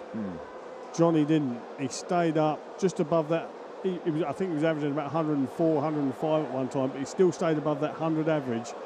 And his finishing last night was absolutely clinical. 6-ton plus finishes. I think Murph said he had got a 61% checkout rate. When you're scoring that heavy and you're finishing like that, I think Pete will agree. It's an uphill struggle for your opponent. Yeah, I tend to agree with you on certain things there, but the other thing against Johnny is how well he finished last night. To actually get up there, you can actually be too relaxed, and you just feel, instead of throwing your dart, you're actually trying to put it in. You think, oh, I want tops with this last dart. Never missed it last night, but tonight you can't hit it. You drop it low or you drop it too far above, and that could happen to Johnny. And I think Luke could get off to a great start, and I don't think Johnny will catch him then. Well, Peter, thank you very much for joining us. I think Chris Murphy is going to come back and take your place, but thank you for joining us on the watch along. It's been a pleasure to have Peter One Dart Manley with us. Brilliant, thanks guys. Thank you very much, Peter. Cheers. Cheers, Pete. Well, in comes Chris Murphy. Help yourself to a sweet. Yeah, take a sweet. There we go. What a game that was, though. Nathan Aspinall, the first finalist here for the 30th Betfred World Match Play. We're about to find out who's going to join him. It's Johnny Clayton taking on Luke Humphreys. Murph, come sit down. I think Peter's trying to drag the headset with him. I do apologise again, the noise of that popping in your ears, but it is a live environment. People coming and going. We're going to have more guests coming your way very, very shortly. Dan Dawson should be joining us. Chris Murphy is back, and he's brought a pizza. I never expected this. I hope that's pizza for everyone. You said, I've been saying all night, I've been relying on you guys and the guests. I've gone and sorted it out myself, boys. Yeah. I've brought the goods. Thank you very much. You watch. I bet there's nothing in it. There's something in it, but I don't know what. Wow, Murph's the man. There we go. Look. Pizza for the boys. Brought the goodies.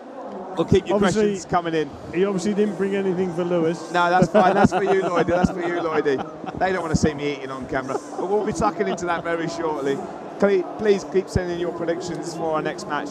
We also have got our topic of conversation for this evening, which is who do you think is going to be a future world champion? Send in your predictions, send in the reasons why. We're going to pick the favourite ones, talk about them, and the favourite interaction this evening will win themselves a signed Betfred World Matchplay programme by our 2 finalists. One of them we know is going to be Nathan Aspinall. Joining him is either going to be Johnny Clayton or Luke Humphries. A huge game coming up, Murph, as we've said. Yeah, and Lloyd, you got the last one right.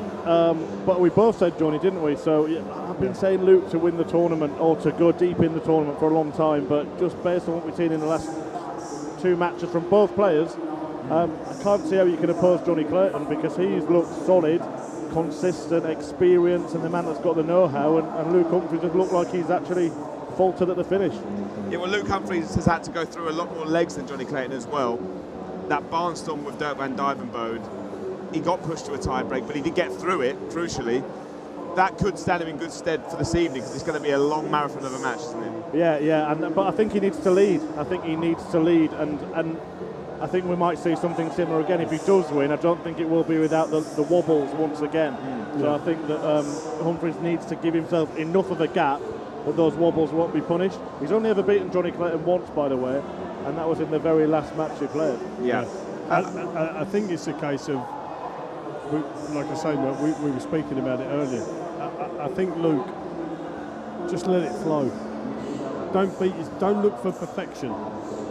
If you're playing well, the perfection side of things will come along with it. It will come into your game.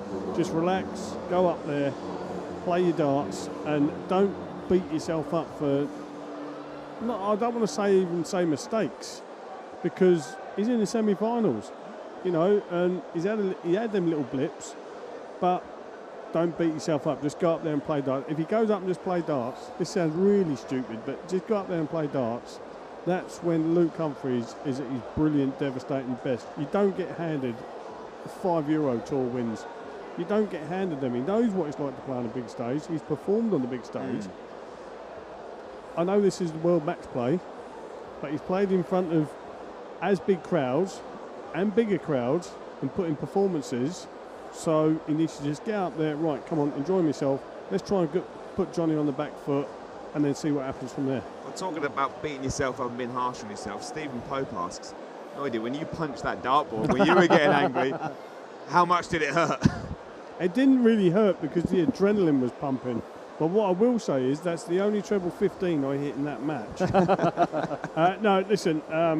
Not something you'd recommend, is it? Listen, it wasn't my proudest moment. But again, it all goes back to, like I just now said about Luke. Luke, please don't do that. But frustration. That match was a case of I was throwing absolutely beautifully. And I was 2 sets to 0 up. I'm 2-0 up. All of a sudden, I'm at a tiebreaker stage. I'm thinking I should have been, and that was my downfall.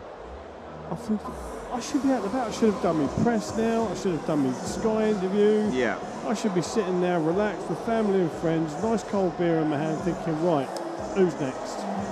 And yet I'm still standing on the stage thinking, why am I battling? Why am I all of a sudden battling? And like we touched on it a little bit there with Joe Cullen. All of a sudden you're thinking to yourself, what's gone wrong here?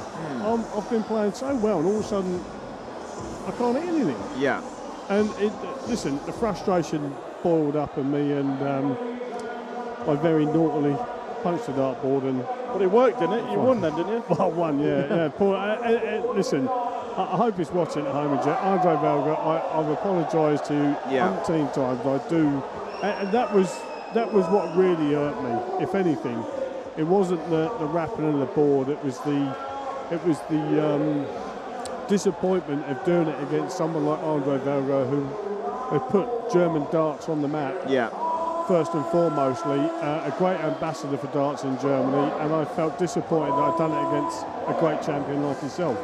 Well, we've got a multiple champion about to walk to the stage. Johnny Clayton is making his way onto the stage now. You might be able to hear John McDonald calling his name, but we sent Gabby Partington to speak to him earlier. Congratulations, you're through to first semi-final of this tournament, but you've actually won more televised titles than the rest of the semi-finalists combined. How much does experience play a part when you go up on that stage? I think obviously it does play a part. You know, a few titles behind my name, I should be a bit more relaxed. But it's the first to get going on that stage, really. You know, we're all going to find it difficult. It's our first time in the semi-final, and I think we're all going to be nervous. So, yeah, hopefully if I can get off pretty quick, hopefully the night's going to go good. Yeah, I said similar to Luke, but you seem pretty relaxed up there, as much as you say you didn't really feel it. But is that what's going through your head as well? Or are you feeling differently in there? Yeah, definitely. I'm just trying to relax, trying not to get my heart pumping too quick, like, do you know what I mean? So it's just, I'm trying my best and keep calm, you know. It's, if my darts go, I know I can maybe win this trophy, so cross fingers. Okay, well, it's only been 24 hours since your last match. Yeah. Do you prefer it when there's almost momentum with you and then you kind of roll over to the next, or would you prefer that extra rest time? Yeah, I think so. I think it's obviously good because you're in the zone kind of thing. You're just ready for the next one. So, yeah, it's the later end of the tournament. So, yeah, it's a good feeling. Okay, well, you're the only Welshman left in the competition. There's 3 Englishmen playing in England, but you still seem to be the crowd favourite. Why do you think that is? I don't know, to be honest. I must smile a lot, you know, and no, genuinely, it's going to be difficult. Luke is a great player, you know, fantastic lad, and the crowd are going to be behind him. But I'm going to try my best, keep relaxed, and hopefully my darts do the business. You must enjoy having them on your side, though. Yeah, I do. Fantastic feeling. You know, yeah, it is. Listen, the crowd is fantastic. Every time you look back, they're cheering, they're shouting your name, they're chanting songs. What more do you want? Yeah, absolutely. Well, you lead the head-to-head against Luke, but does that play much of a part, or do you think about that, or is it just kind of on the day? I think it's on the day, to be honest. You know, it's always nice to lead the head-to-head, but no, it's on the day. It's whoever gets off quicker on that stage today, it'll be a big, you know, a big bonus. Well, there we have it, and Luke Humphries has just made his way to the stage. Let's hear what he had to say ahead of this huge semi-final. The semi-finalists best in this tournament. Does that make it almost more exciting that you're all in the same kind of position? Yeah, it does. I think it makes it, you know, exciting for the fans as well as us as players. We've all got a great opportunity here. You know, we all want to pick up the title, and I think we all believe we can. You know, whether, you know, any of the top 4 are still in it, we'd all believe, but, you know, there's that element of any one of us can win this now, and I think that's quite exciting. And you've got the support from the crowd, obviously, but your baby boy Rowan's in there as well. Do you tend to have one eye on him and one eye on the Oki as well? No, I tend to sort of keep business when I'm on the Oki. You know, he's probably usually asleep when I'm playing. It's pretty late. You know, I've played pretty late every night, so yeah, he stays up on the balcony. But yeah, the crowd's been fantastic. You know, I might not get as much support tonight because Johnny's one of the crowd favourites, but for me, you know, it's fine because I just want to get on my game and try and play as best as I can. I feel like you don't really give a lot away when you're up there. Does the same reflect in your mind as well when you're playing on a big stage like this? Sometimes I think I give away too much. I think I'm too critical of myself and stuff like that, but you know, that's just the way I am. It helps me play better. I push myself. I talk to myself on the stage, come on, you know, push yourself. Sometimes tell myself off, but yeah, I try not to give away too much. Unfortunately, sometimes I do, but I don't think it hinders the way I play or my performances. Okay, well, you won the last couple of encounters with Johnny. Does that have much bearing on a night like tonight, or do you not tend to think about that? No, I don't think it has any bearing. I think, you know, we're both in a high-pressure situation here in one of the biggest tournaments in the world.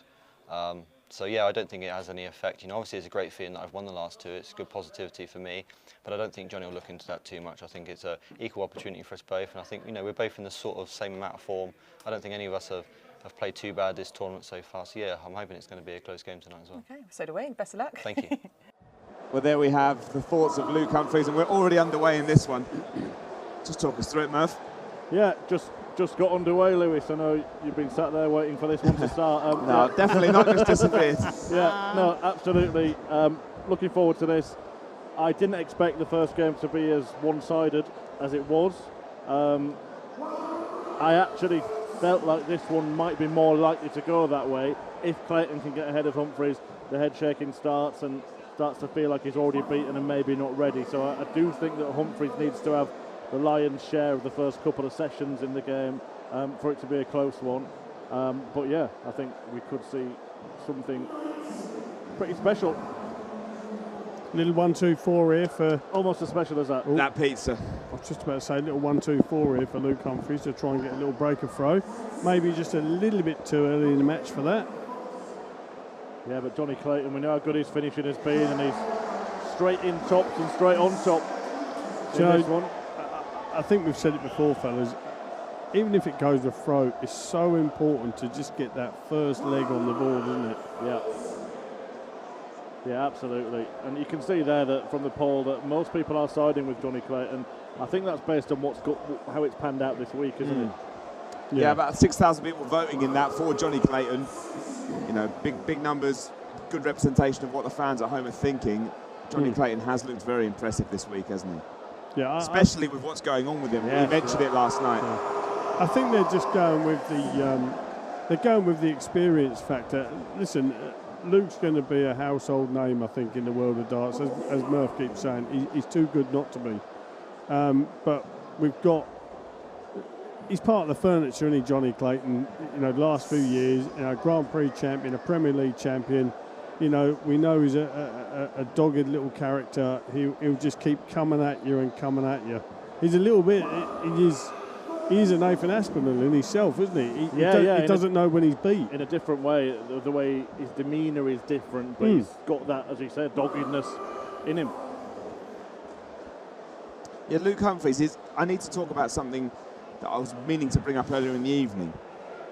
We're here to listen. Well, no. Whatever it is, get we're it here to off your help, chest. pal. Because we've had a number of comments talking about future world champions.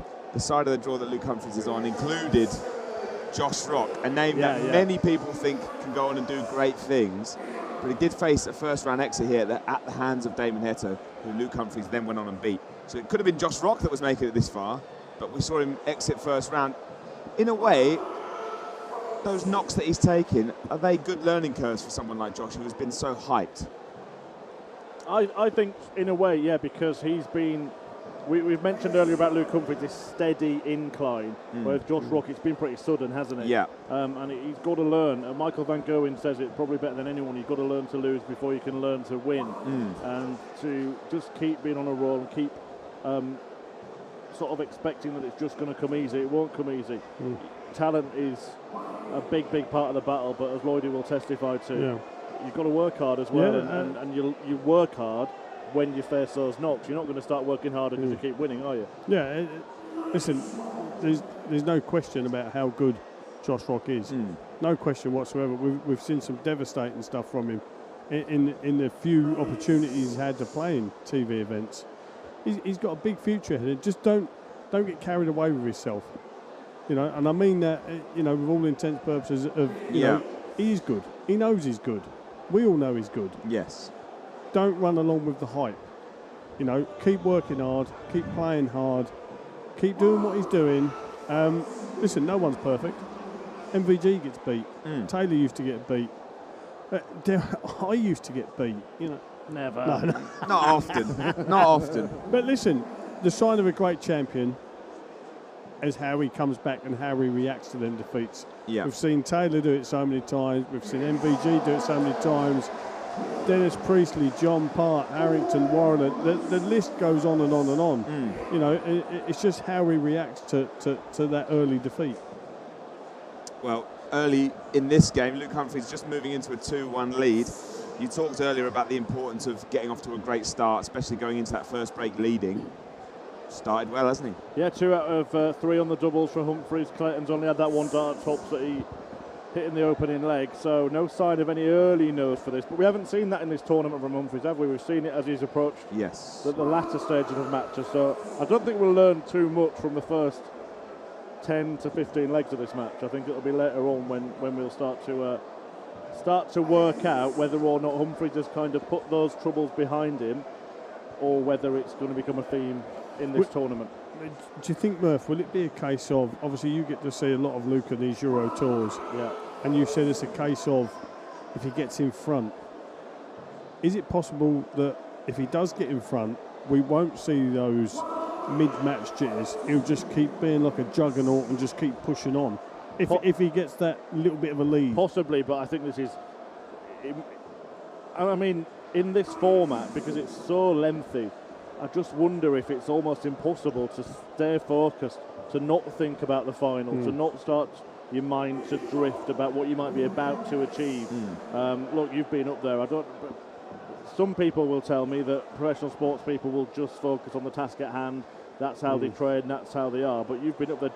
Could you find yourself dreaming of lifting the trophy, or would it just be, look, game of darts, forget about what it's for, and just think, I am on one of those Euro Tour stages. It's not the World Match Play. It's not the second biggest tournament in the world. Listen, mate, you can't help but. I think I said it the first night that we done this, fellas, that I turned around and said with John Park, I come out after that break and I'm 17-9 up. All of a sudden, at a blink of an eye, John's reeled off 3 legs on the trot with me in obscurity. And so that's when I had to dust myself off and go, stop thinking that, Lloyd, because all I could see was the trophy sitting there, thinking I'm going to be lifting that in a minute. And I thought, all of a sudden then I thought, stop, get out of my head, because the job's not done yet. Yeah, and how easy is it to shake that feeling? Because surely it's not easy. When you're that far ahead in the game and you think it's a formality. Yeah. But we've seen time and time again, comebacks can happen to anyone. Yeah, and the trouble is, Lewis, in that match with John, I sort of just relaxed. And I just relaxed so much, and it was a case of, oh no, what have you done? I haven't done this all week. The whole week I was on it. I was chomping at the bit. I was on it, and honestly, I had to dig so deep. I think I said it. If I'd have gone off of that break, 17-13, because we still had a break. Well, I really don't know, but fortunately enough, I didn't have to go down that road. I obviously got the job done. Well, that's exactly what Luke Humphries has done here. He's reeled off 3 legs on the spin, and 180 there as well. From Humphries, his third of the match. He's starting to just put the power on, pile the pressure on Johnny Clayton early on. Yeah, Lloyd, you talked just then about the need to relax for a number of players. But then, as you say, it can go too far, can't it? You need that level of adrenaline to keep your mind focused, don't you? Yeah. And to get that job done. Yeah, exactly. You know, it's about how you want to prepare and how you want to do things. There's, like I said to you, I used to like chattering because it helped me. Although I was focused, I was relaxed with it. Whereas you'll see some guys, they'll go off and they're looking right through you, and you just think, oh, right, perhaps you don't want to have a little chatter then. You know, we're only playing the major final. Why don't you want to talk to me? But he's just missed a dart there for a 4-1 lead at the break. Humphries at tops. Clayton won't mess around on double 16, will he? Well. Good day. Correct, Murph. You've done this before. He's done it before. He's been doing it all tournament, hasn't he? But the one thing I will say, fellas, and we keep saying it over and over, and I'm sorry for keep repeating ourselves. Luke still got the break. It was Johnny's start. Yeah. So when Luke comes out, he's got the opportunity to hold his throw, and it is like a proper break because he'll take the 4-2 lead. Well, we will be joined very shortly by the winner of our first semi-final, Nathan Aspinall. He will be sitting on this sofa, so please send in your comments, send in your questions for Nathan Aspinall. A unique opportunity to speak to the finalist in this World Match Play. He's booked his place. I'm sure he's going to be feeling $1 million sitting here. He'll have plenty to talk about, won't he, Murph? Yeah, 17-9 as well. It's a dominant victory, really. Back-to-back quarter-finalists for the last 2 years. Ran into Michael van Gerwen on both occasions. When Van Gerwen was beaten and he knew he was out of the way, he started talking up his own chances. He said he's sick of losing at that stage. He's going to get to the final and he's going to win it. So I'm expecting to hear from a very, very confident Nathan Aspinall. Yeah. I think we can both agree, Matt, although I did go with Asp and you went with Joe. All right. The one thing I will say is, and I totally agree with it, we didn't expect it to be that scoreline, did we? And again, Joe just had a bad night in the office. If I was to chat with him, listen, mate, if someone would have handed you before the event, I know that's not what people want to hear. If someone would have said to you, you're going to get to the semi-finals, you're going to get a nice chunk on your rankings, you're going to get a nice wad of cash at the end of it, take it or leave it. You've got to take it all day long, because if you're in that semi-final, you've still got a chance to win it. But listen, he created opportunities. Unfortunately, the opportunities didn't go in. Listen, Joe Colin's class. He'll be back another day, and he'll be fighting for major titles for years to come. Well, Nathan is going to join us very shortly. Coming straight off after the stage, your adrenaline is so high, isn't it? He's going to be like Zebedee. He's going to come bouncing in here, isn't he? You mentioned something before about he needs to get himself out the arena. I know that you have responsibilities and media duties that everybody does when they win a game. Yeah. You were one of the first players to ever have a manager, weren't you, if I'm not mistaken? Yeah. That's the role of the manager, isn't it? To get him home, to calm him down. And it's important in this day and age to have those people around you, isn't it? It's very important to have the right people around you to give you the right advice. You know, I know that I know Nathan's got his family here with his children, the missus, and all that sort of thing. And it'll be very hard for him to say, listen, Daddy just wants to go back to the hotel and go to bed.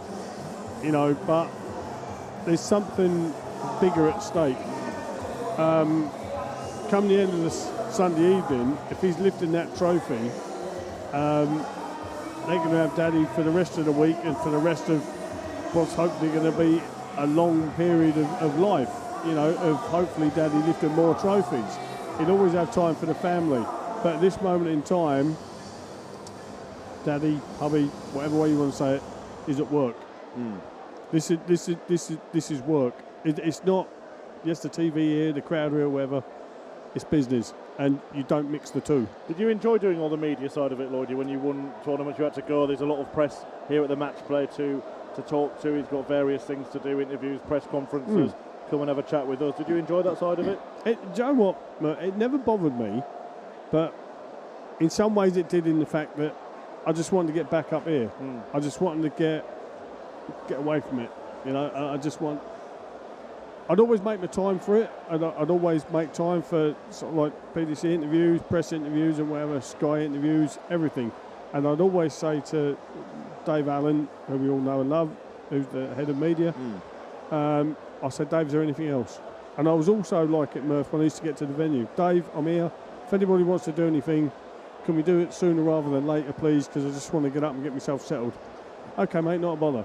And so I'd always make myself available for it. I'm not going to say I enjoyed it because I used to get a little bit, you wouldn't think it, I used to get a little bit tongue twisted and whatever. And I used to, because the adrenaline's pumping, back in my time, you didn't have media training. Blah, blah, blah, blah, and just waffle on, you know. And, I've seen the YouTube videos, Lloyd, don't worry. You've had your little bite back a couple of times, haven't you? Yeah, but I mean, the thing about it is, they want to question you. People want to know stuff. They want to know how you were thinking, and rightly so. That all comes, Chris. The way I can wrap that up is it's all part and parcel of the job. Yeah. You have to do it. So just usually means you've won as well, doesn't it? So yeah. So it never bothered me, Lou. It never bothered me doing press stuff. Never bothered me. But you talk about your routine there. What was your game day routine coming into the arena? What would you do? How early would you arrive? Would it change for major games? No, I'd wake up. I'd try and eat a little bit of breakfast, try and line the tummy and whatever. So there's a bit of energy and whatever. I'd end up with a tummy ache. Right, I always had a tummy ache. Tension. Tummy ache. Who says tummy anyway? I had a stomach ache. I'd have a stomach ache until one foot went in this arena. Just whatever arena I was playing at. Yeah, just nerves. I wouldn't say a lot in the car. I wouldn't drive usually. Oh, the only reason I was interrupting you because it was 1-2-1. Yeah, Johnny Clayton. He missed it. And it's because it wasn't on the bullseye, man. That's why. Double 10. Double 5. Searching. Oh, that was what I said earlier, fellas. That was if he came out and get that holder throw to get the 4-2. Clayton now to get the break back. Good dart. Yeah, 3-3. He finds that target when he's returned, Murph. Yeah. One miss, but he's straight back. Yeah. Yeah, important now. It's back on throat. Yeah, but other than that, then I'd be in the door. I used to be a little bit quiet. Whoever's driving me, I wouldn't really say a lot, believe it or not. But then my first port of call, 9 times out of 10, where's Dave? Right. All right, Dave. All right, Lloydie, how's it going? Right, if anyone wants to do anything, I'm upstairs sooner rather than later. Get the media out of the way. Get everything out of the way. I just wanted to have a clear mind on the job that was at hand, and then basically just try and get myself ready and then go up there and do battle and may the best man win. And what would happen to your mentality, your psyche, if something changed your routine and preparation? I'd explode. But if you turned up to a venue late, and you know, we've seen players go to European tour events, especially. Luggage hasn't turned up. Yeah, you know, they're playing in clothes, someone else's shirt. You know, and players like Dave Chisnell, especially. We talked about this last night, Chris. I've seen him go and win Pro Tour events with equipment that isn't even his own. You know, some players can cope with it, but what about you? How would you feel if your preparation was affected? I always try to make sure. I was fortunate, I suppose, Lou, that I didn't really have any. I can't recall a time where I had it upset like that. I had it before. I went to a couple of places. I went to the Scania Masters very early doors, 99 I think it was, and my bag never turned up. I went to the Chris Roux Open. Adrian Lewis beat me in the final. I had someone else's trousers on because they said, whatever happens, we'll let you play in the event, but you can't go up the track. I had tracksuit bottoms, and I played the whole event in tracksuit bottoms and trainers and like a polo shirt. They said, but we can't let you up on the stage. I said, well, surely if I start beating everyone, what are you going to do then? Not let me play? And they actually said, in Holland, they said, yeah, if you can't get a pair of trousers, it's going to be awarded to Adrian. We'll still pay you the prize money, but all right. But I tried to give myself ample time. I like to be in a venue maybe 4 hours beforehand. Yeah.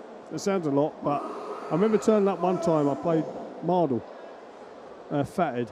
I played Fatted in the in the quarterfinals of the World Championship. Now, that's an in-house joke between me and Wayne. We are great friends. We've known each other too long to get offended by each other.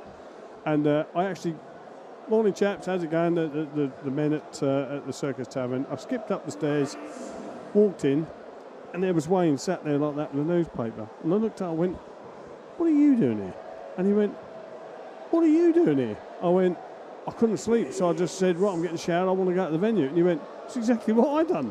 So me and Wayne just chewed the fat for about an hour, 2 hours, looking at the Sun newspaper. I think we'd done a crossword and all sort of things like that. And then we said, I think we better start getting a bit professional, don't we? He says quarterfinals of the world, yeah.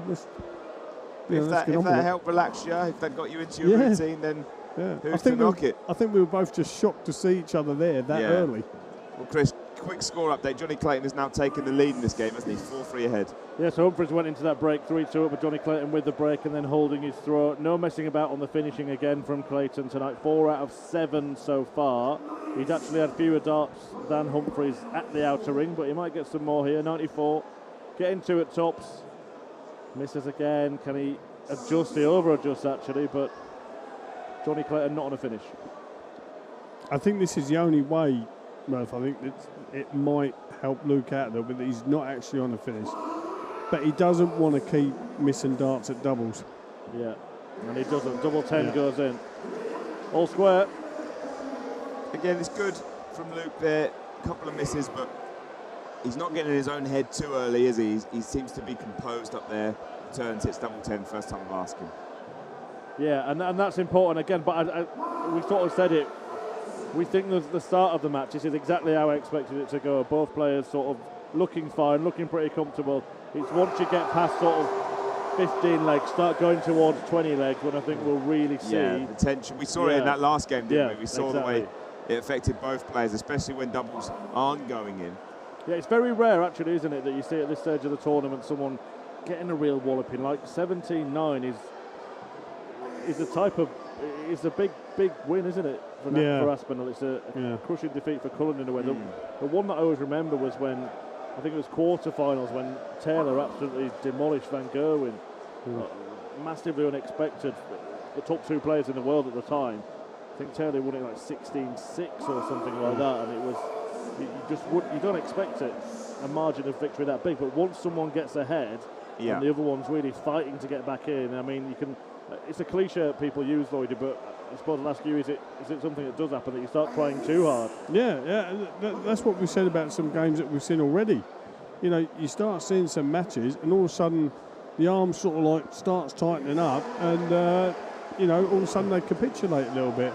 And I think we've just been joined by Nathan Aspinall, so I think I'm going to make a cool, sharp harp exit. Yeah, we'll let him join us. This is your time to disappear. Well, Nathan Aspinall is joining us on the sofa now.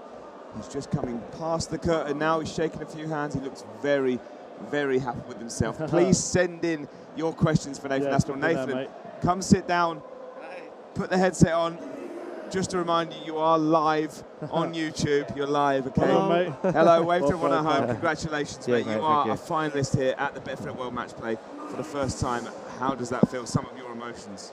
Absolutely buzzing. It was a weird game, wasn't it? You know what I mean? I felt. I don't know. I think we both knew it was a fantastic opportunity for both players to make the match play final. And I think the telling factor was I think what I did more than him. He didn't perform well. I don't think I performed well, but at the crucial moments, 10-5 up at the third break is massive, and I think that was what won me the game. But listen, I don't care how I performed. I won them in the final, and roll on tomorrow. Well, we're watching the second semi-final. What score is it? It is currently 5-4 to Luke Humphreys. How are they playing? 5-4. Oh, a bit better than me and Joe then. 101 average from Luke. Have you got a preference of who you face tomorrow? Listen, it's a major final. Whoever I play, I'm not really bothered. The only difference is obviously Luke's never. He's been to one major final and didn't win. Johnny's how many has he won? I don't know. A lot. 4 or 5. A lot of titles. He knows what to do to win, but it doesn't matter at this stage. Whoever you play in the final, you've got to perform. And roll on tomorrow, and I can't wait. And hopefully you two have a fantastic game of darts now and burn themselves out, ready for me tomorrow. As you can see on screen, we are having a number of tweets coming in, all love for Nathan Aspinall. And the crowd here, they have really got behind you. You sort of see this as a home tournament, don't you? Oh, 100%. They've been absolutely amazing. The singing at the end of Mr. Brightside there was brilliant. Unbelievable. Listen, I came here, I think my first time here was maybe 4 or 5 years ago. I played Mervyn King. I got absolutely battered. But the one thing I remember was the walk-on. It was absolutely unbelievable. And, the support I get in the Winter Gardens is... I'm not even going to, I'm going to go to its father. It's like, I don't think there's any other player that gets the support in any other venue that we're playing. Yeah. As I do in this tournament. And I can't thank him enough. And, they're they're not my second man. They're my 3,500 man. It's amazing. And, fingers crossed, I do the job for them on Sunday. Well, a question from John Reyes here says, if you win the title, will we see a tour around Stockport in an open top bus? Or maybe just on the bus. Maybe down Bleetown Road, but no. Chile, you can have a picture with me, don't worry. But what would it mean to lift that title tomorrow? Oh, it'd be a dream come true. The thing is as well, I've just bought my new house. I'm actually moving out to Stockport. Not too far, about 10 miles away, but I've got so many mates where I live, and if I can go back with this trophy tomorrow night and have a day with him on Monday, it'd be amazing. You won the UK Open, didn't you? Would this top that for you? Oh, yeah, hands down. Listen, the UK Open was, I wasn't fat then when I won the UK Open. It was the first one, wasn't it? So it's special in its own way. Yeah, it was special, yeah. There's no disputing that, but this is a different calibre of tournament in my eyes. I've said it all week. I think the World Match Play and the World Championship are the two biggest tournaments in the world. It's a 9-10 day tournament. The best 32 players in the world. If you're winning this, you've done well. And if I win it, it will top the UK Open. There's a reason Grandad's coming back tomorrow anyway. Yeah. Did he go to his darts the other night? You told me. He did. He did. He didn't come to watch you. He went to his own darts tournament. He played for the pub on the Tuesday night, and obviously I won on Saturday. I said, right, I'm playing Tuesday. He was like, I can't make it. Well, why can't you make it? He went, I've got something on. I went, you're binning me off for a best of 3 on a Tuesday night in the Stockport District League. And he basically went, yeah, they need me. Did he win? No, he got beat actually, so I was well happy. Nathan, a quick question about what happened towards the end of that match. You won the 16 against your name. You turned around to shake his hand. How did you then recompose? We saw you come back to the hockey and hit a 180 straight away. Yeah, I think. I'll tell you what happened. I was waiting up. I watched the darts last night. We've had an Airbnb all week, and I said to Kirsty, I said, I've got to stay up to see the draw when I'm on, first or second. I knew if it was Luke and Johnny, we would have been on first. And I got the text off Graham Fairburst, so I was like, right, it's first to 17. Right, get that in your head, Nathan. And I said it to Kirsty, I've got to remember it's first to 17. Win the 16th leg. Think I've won the game. What I'm up at. It was a brilliant scene, though. It was. there's a lot of players out there that might have seen a run, but me and Joe are good mates, and he took it in good spirit. And to be fair, again, little moments like that, I think that shows you where I'm at in my game. I've walked at the back of the hockey, and I've composed myself, ready to go, right, okay.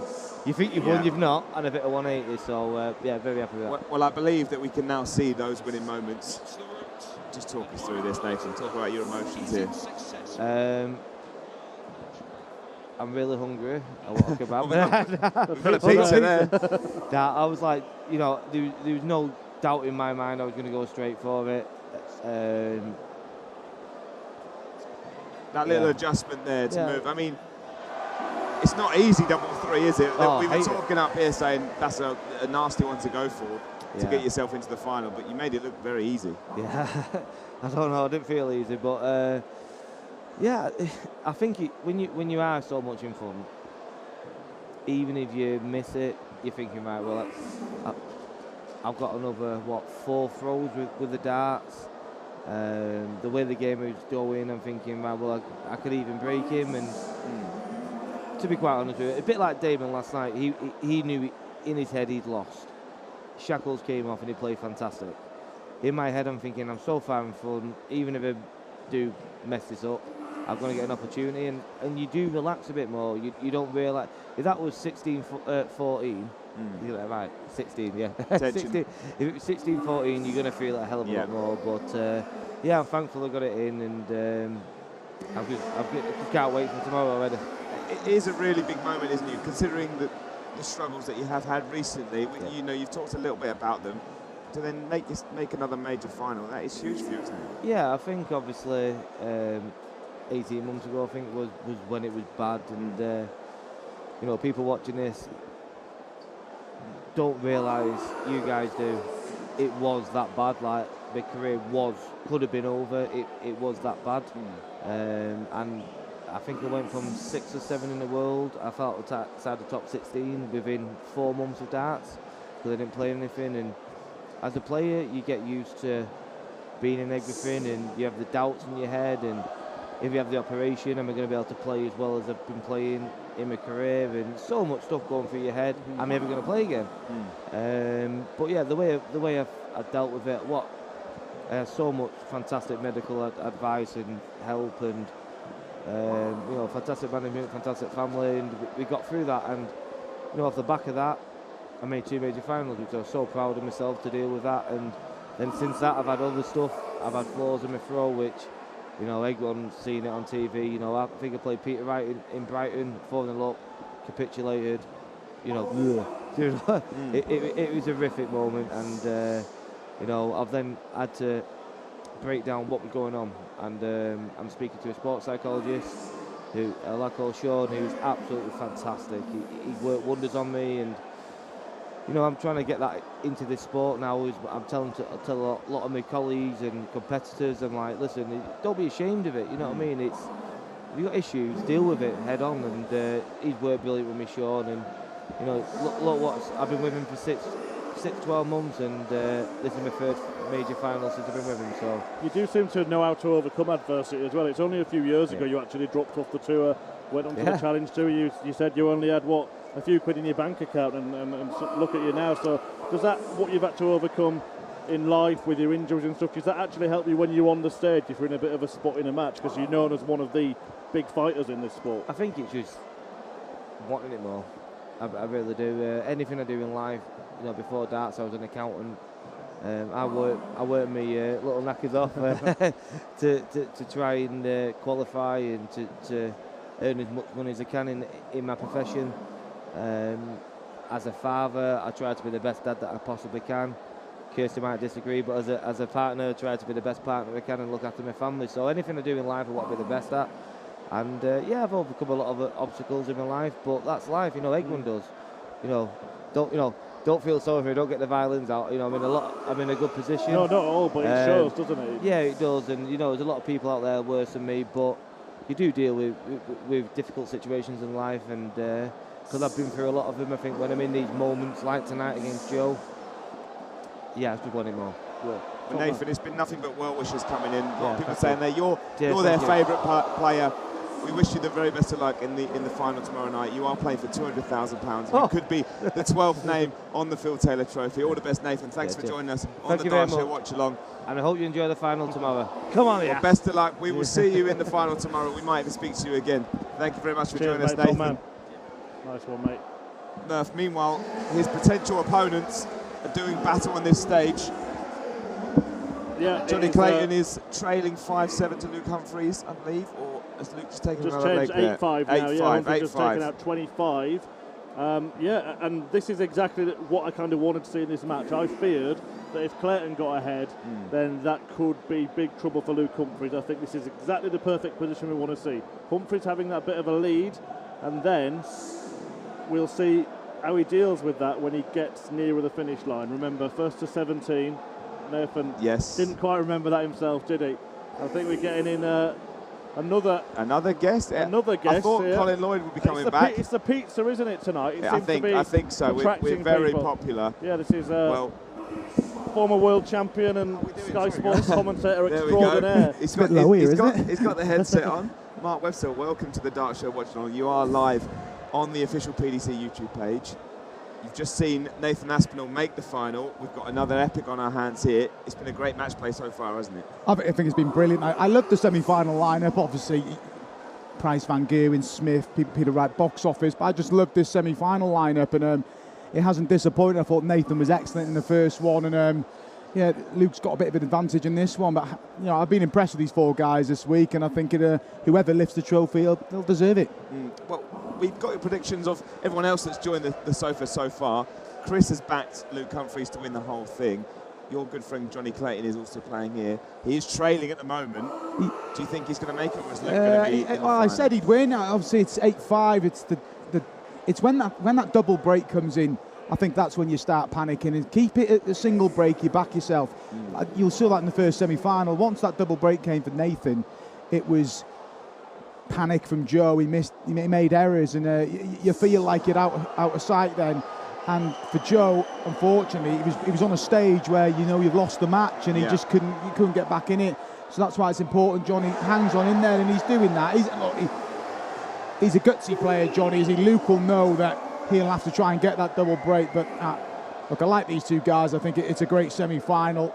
Expect it to be close in the first one. Do you worry for Luke because of what we've seen in the last two matches where he has had a bit of a wobble? He's won them, of course, but Johnny Clayton has looked more convincing in the way that he's dispatched his opponents, hasn't he? Yes and no. I think if you can win games like that, fair play, you're doing something right. You can't keep going to the wire all the time, can you? You need to sort of have a cushy game, but have a game where you feel in control. And I don't feel like Luke will have ever felt he was definitely not against Dirk. And against Hector, it was like, right, I'm getting in control, but the breaks are throw. Was it 20 and 29 legs? So he's got out in front here. Nowhere near his best, I don't think, this week, Luke. So testament to him that he's in a semi-final and leading as well. He's played another couple of players that have had a bit of nervousness as well, but you won't get that from Clayton, will you? No. So experienced. He wins. Yeah, he's won big stuff already. Yeah, look, he doesn't let himself down, does he? Even in defeat, he rarely has a bad game, Johnny. And you've got to take your chance against him. That in terms of the way they go about their game, they're just gritty performers and get on with it. Maybe Luke shows a bit too much when he's disappointed, but he's learning every time. He's developing great as a player. But in Johnny Clayton, he'll know that he'll have to, if he gets ahead, try and keep him down. Otherwise, he'll come back at him. Yeah, Clayton looking to get back within one leg here. 8-6 at the minute, 101 for Clayton. Treble 19 and double 12. Finishing has been brilliant in the tournament, but just not quite as sharp tonight so far. Ever so slightly off, isn't he? But there's still plenty of time in this game. Yeah, and he's going to come back. Humphries had left a big one. He's bought himself quite a comfortable leg. You've got to hit the double, but I mean, I've been a bit harsh. He's 6 out of 10 on the doubles, but it's the combinations that. Yeah, we were seeing flying last night. He set ridiculous standards the other night. So it's a fair point you made, Murph, because obviously you're going to have a drop from that, aren't you? And we're going to scrutinise. But look, he's within one leg. He's doing okay. They'll both be satisfied with what's happening, I'd say. When he sat here last night, he said himself that he gets so many combination finishes. He sometimes feels a bit shaky with 3 in hand, but tonight's been the opposite. He's been maybe missing that last start at the end of the combination, but then walking up, pinning it first time. Well, please keep sending in your tweets and comments for Mark Webster once again, I've not charged this iPad properly. It is dead. So producer Luke, if you can come and put this on charge for me, we'll make sure, absolutely useless, that the cover's coming off the works. I'm destroying the place, but we'll make sure we get the tweets in for Mark Webster. Mark, just talk us about your Blackpool memories. Did you enjoy coming here as a player? I loved it. I didn't do particularly well here. Sort him out, Luke. Sort him out. Look, I had a quarter-final, but I also had a game where my throw sort of collapsed, and I think I played here with torn ligaments in my ankle against Justin Pipe. I had to buy trainers about 3 times too big for me. Look, it was okay. I didn't play great here. I like being here as a pundit. I love the event, and you can see why the players sort of get a bit obsessed with qualifying for it. So obviously the qualification starts on the next tournament, and it's a year-long process to get here. So these players work hard, but yeah, it's a fantastic event. I didn't really make an impact here. I had a couple of decent wins, but nothing to write home about. Well, we have got a clip which we'll be able to show you shortly. One of the most iconic moments of the match play that you were involved in. Unfortunately, you were on the receiving end of it. Doesn't matter. I won the game, Lewis. I already know what it is. You won the game. We'll bring that up very shortly. But just tell us about your transition from a player into a commentator. How you've enjoyed that, how you've made that transition, and coming back here now in the new role you're in must feel very special. Yeah, I like it. It was kind of something, at first, you feel like you're admitting defeat on your career. And I was very nervous doing it at first. There's still elements that I'm not so relaxed with. Obviously, Chris has been doing it a lot and looks really interviewing players. I still find sort of the reporting role a tough task, but I take advice. Obviously, Dan Dawson, excellent at it. Chris has been doing it a lot now as well, and you kind of watch things they do.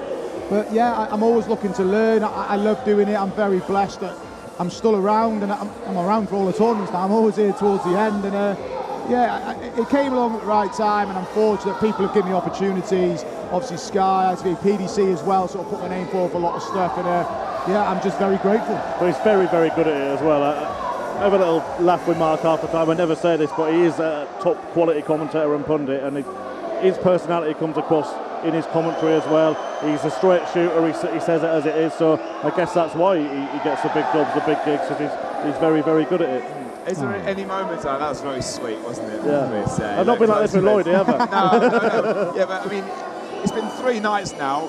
Finally, you brought us some sweets earlier. In fact, no, they didn't even come from Lloyd, did they? No, I brought them, and I brought that. He's been downstairs every half an hour getting himself a coffee, a biscuit. Yeah. Nothing for the Murph, eh? No. I'll tell you what, if this goes on, you get me on a little bit more. I've already had some. We're doing all right. We're doing all right. But Webby, in your commentary role, is there anything that sticks out for you as a standout moment, a game that you've commentated on that's been like, wow, I can't believe I've been involved in that as a commentator? Yeah, there's a few. Do you know what, randomly, there was a set that Adrian Lewis and Darren Webster played in the World Championship, and it was just ridiculous. That is on the YouTube channel. Yeah, 10 plus finishes, Darren Webster missing a 9-darter, and the reaction, I think he wanted to hit someone when it. I like Darren, and yeah, but there's loads of moments. I'm thinking I've called some 9-darters in, and do you know what, for someone who's got a good memory about darts, I'm struggling to pluck someone here. I know, I put you on the spot, but honestly, if you ever get the chance to speak to Mark Webster, his knowledge of darts, the way you remember score lines, results,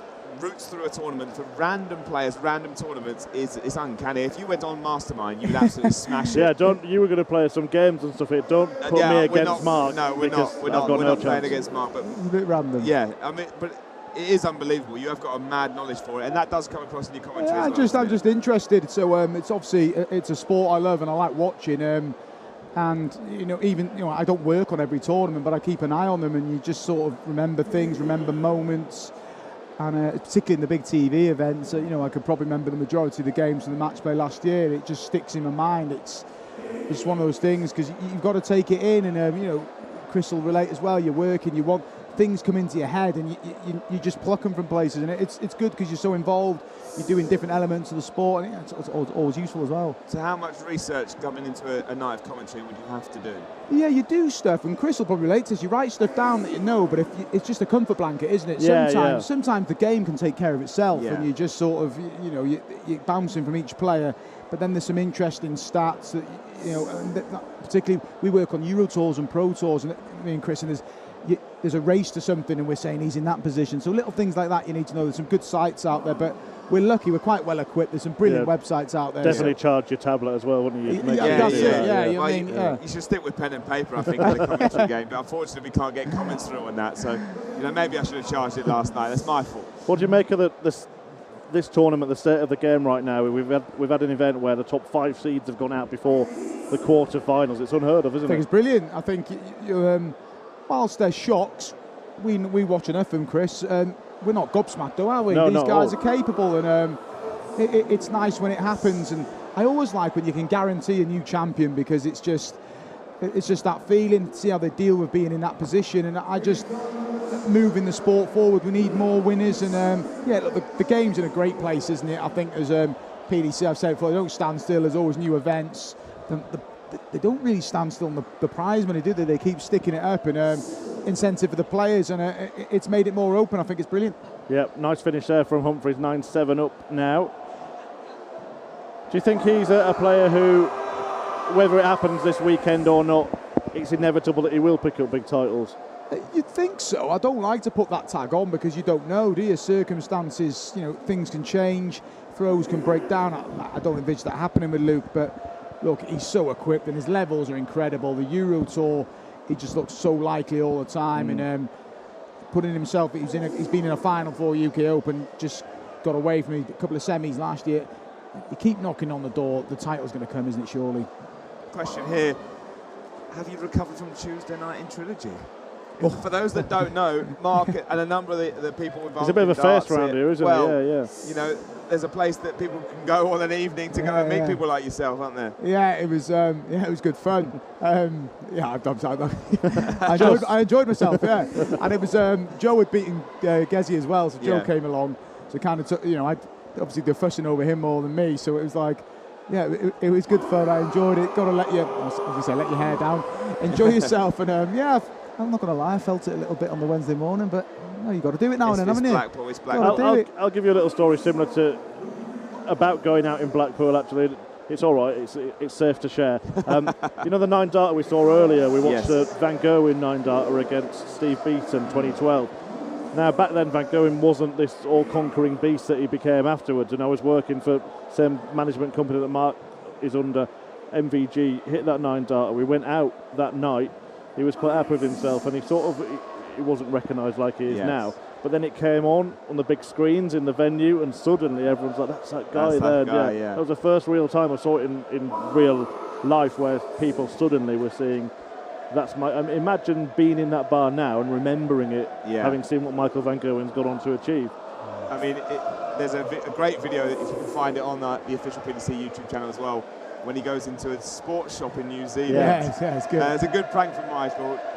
Go and watch it, because it's still worth watching. It takes a while to drop the penny to drop. He goes in and asks for a dartboard where he knows his face is on one of them, and the poor shop assistant was none the wiser. She took him all the way before she realised. Yeah, good stuff from Michael. But around Blackpool, darts time, this week of the year, it takes over the town, doesn't it?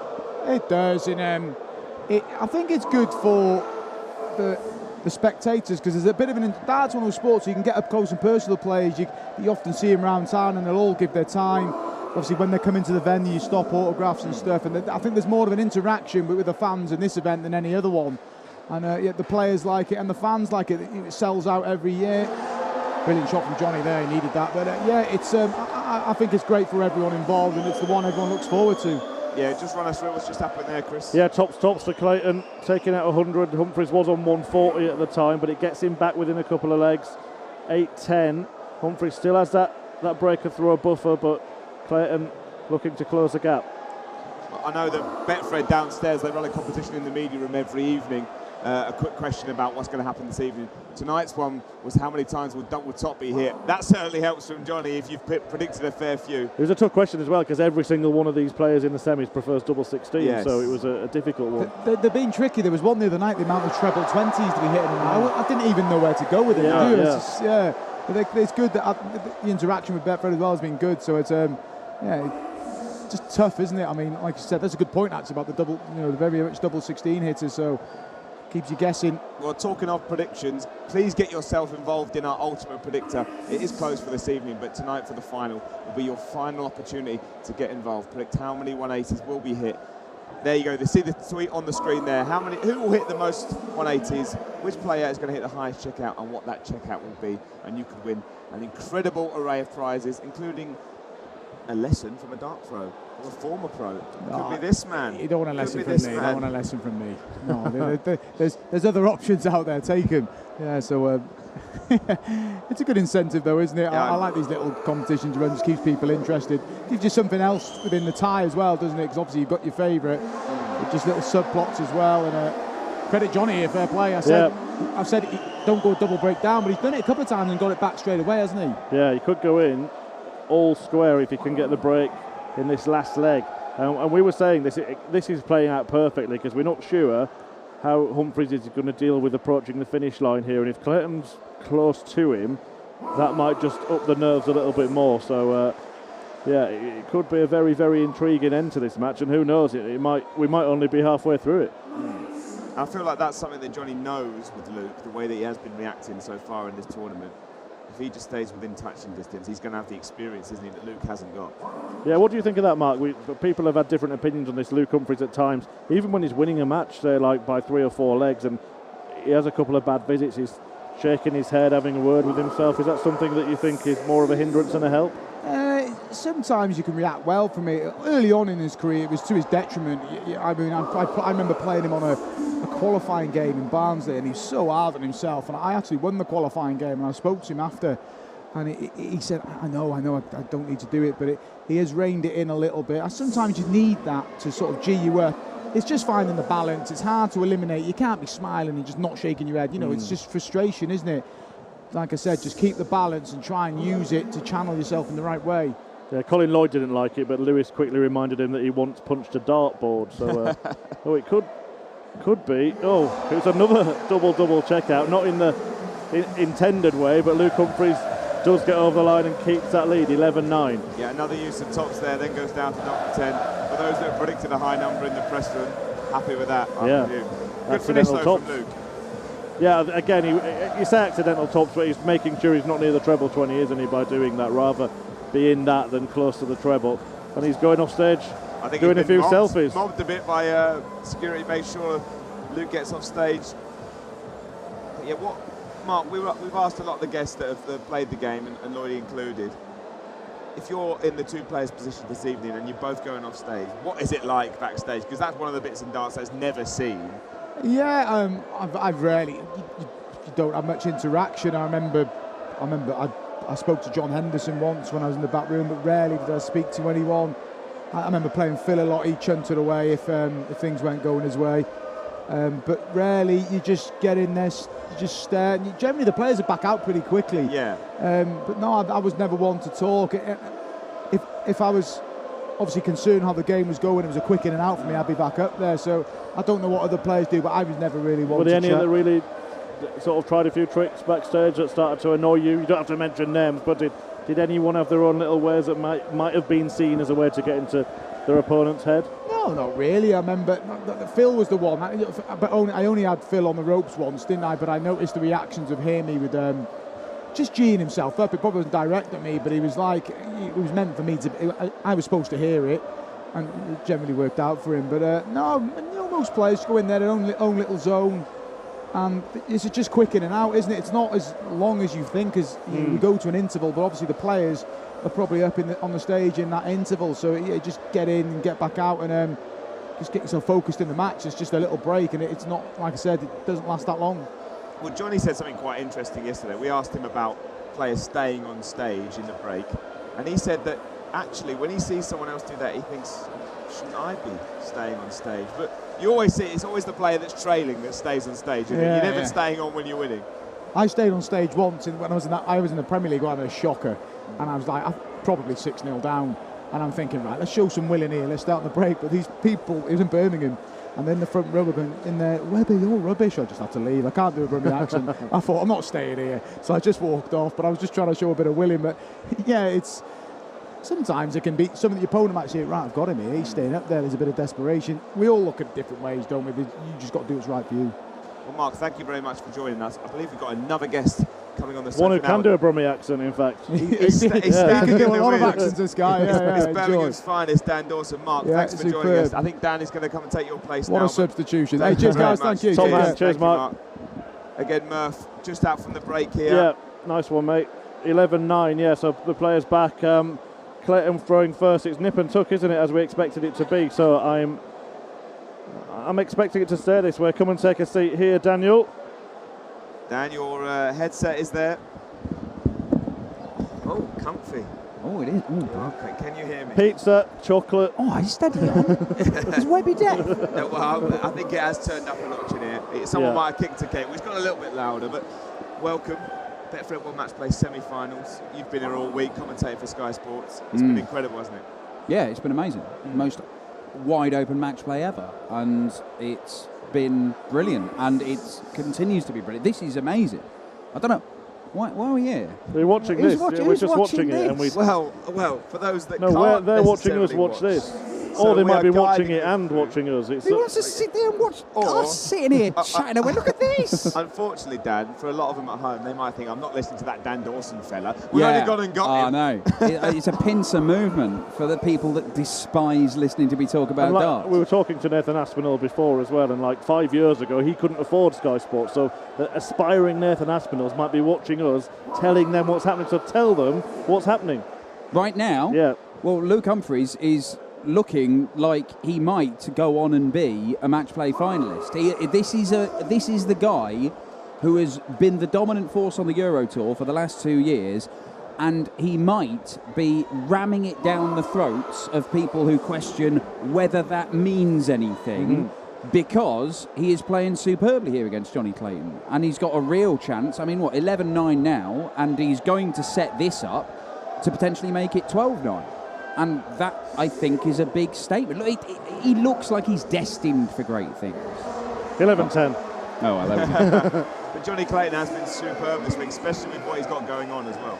No, unbelievable. Look, everybody saw him play Gabriel Clemens in the first round, and I had no idea what was going on at home at the time. And then obviously he's in tears on stage at the end. He mentions his dad. Then it becomes clear what's happened.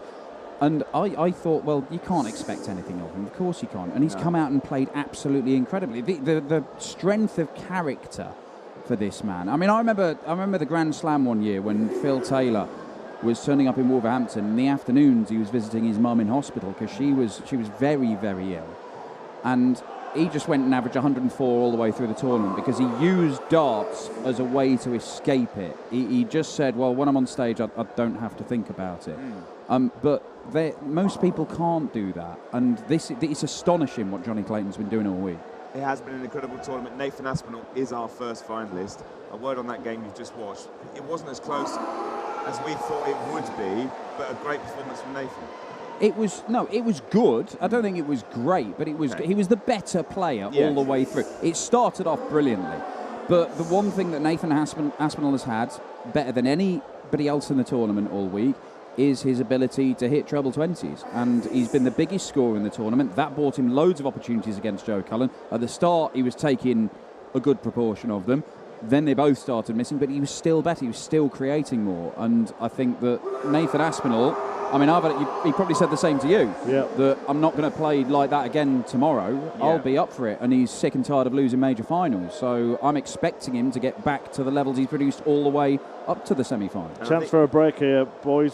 But Clayton's missed a big number, so he's going to have to go for the ball. Can't find it. And Humphries had just weighed in with a 180 from nowhere. Might just be keeping this buffer. What is it, 7-3 on the 180 count? It is, yeah. Exactly that. 8-8 gets it, just keeping that little bit ahead, and Clayton will just be ruining that because he should have had a dart at the outer ring. But we've been talking, Murph was noting on Humphrey's temperament going later into games. That is when yesterday we saw him kicking himself a bit more. He seems to... Well, what's your view then? Right, okay. Luke Humphries berates himself. Luke Humphries berates himself when he's playing well, let alone when he's not playing his best. Now, I think Murph and I have commentated on games with him in the Pro Tour and stuff, and he's berated himself so much where he's like a sulky teenager almost, just throwing his arms around. And the easy thing to draw a conclusion from that is he has lost that game because he hasn't managed to keep his head. And I think that's a fair conclusion to draw. Nowadays, he still berates himself. It's nowhere near as much as it was, and he wins loads. If you look at all competitions this year, Luke Humphries is winning a higher percentage of games than anybody else. Van Gerwen, Price, Dirk, who is number 2 on the list, he wins more than 70% of his games. You don't do that if you are mentally suspect or weak or whatever else. It's just how he plays, and it's because he knows the levels he's got. He's averaged 119 this year. Yeah, we haven't seen those levels in this tournament. No, we haven't. He hasn't played well yet. He hasn't played well. This is a guy who dismantled Van Gerwen in a major semi-final at the UK Open. He's whitewashed Van Gerwen in semi-finals on the Euro Tour.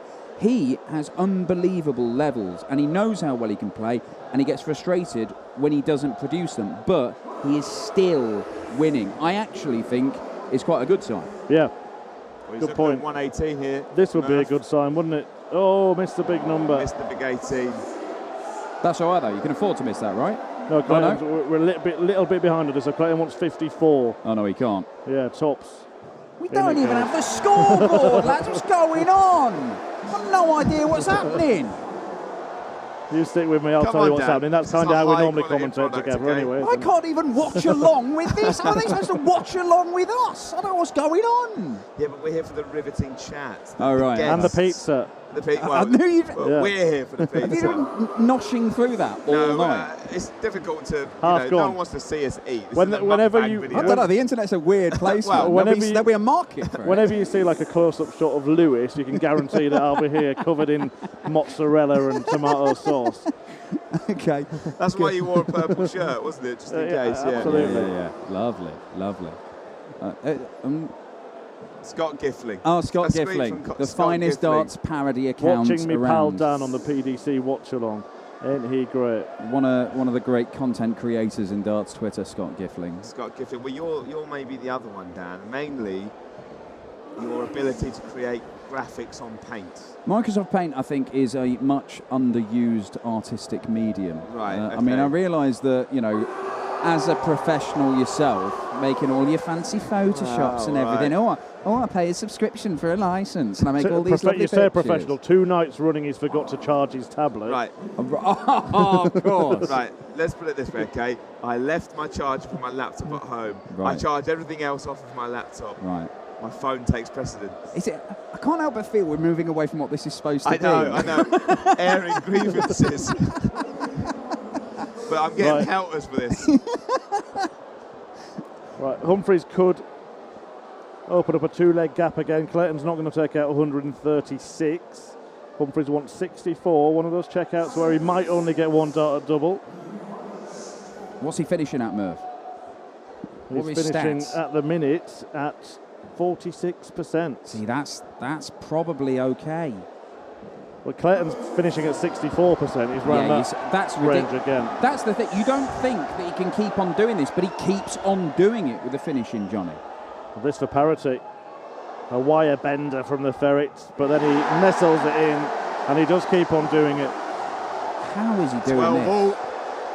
How is he doing this? This is incredible. And you can hear those behind us as well. They're really gripped by this one, and it's probably what they needed after such a one-sided first semi-final. Yeah, there wasn't as much drama in that one. There were I think 3 or 4 poor legs where they were both missing darts at double, but most of the time it was whoever got to the double first won the leg without any.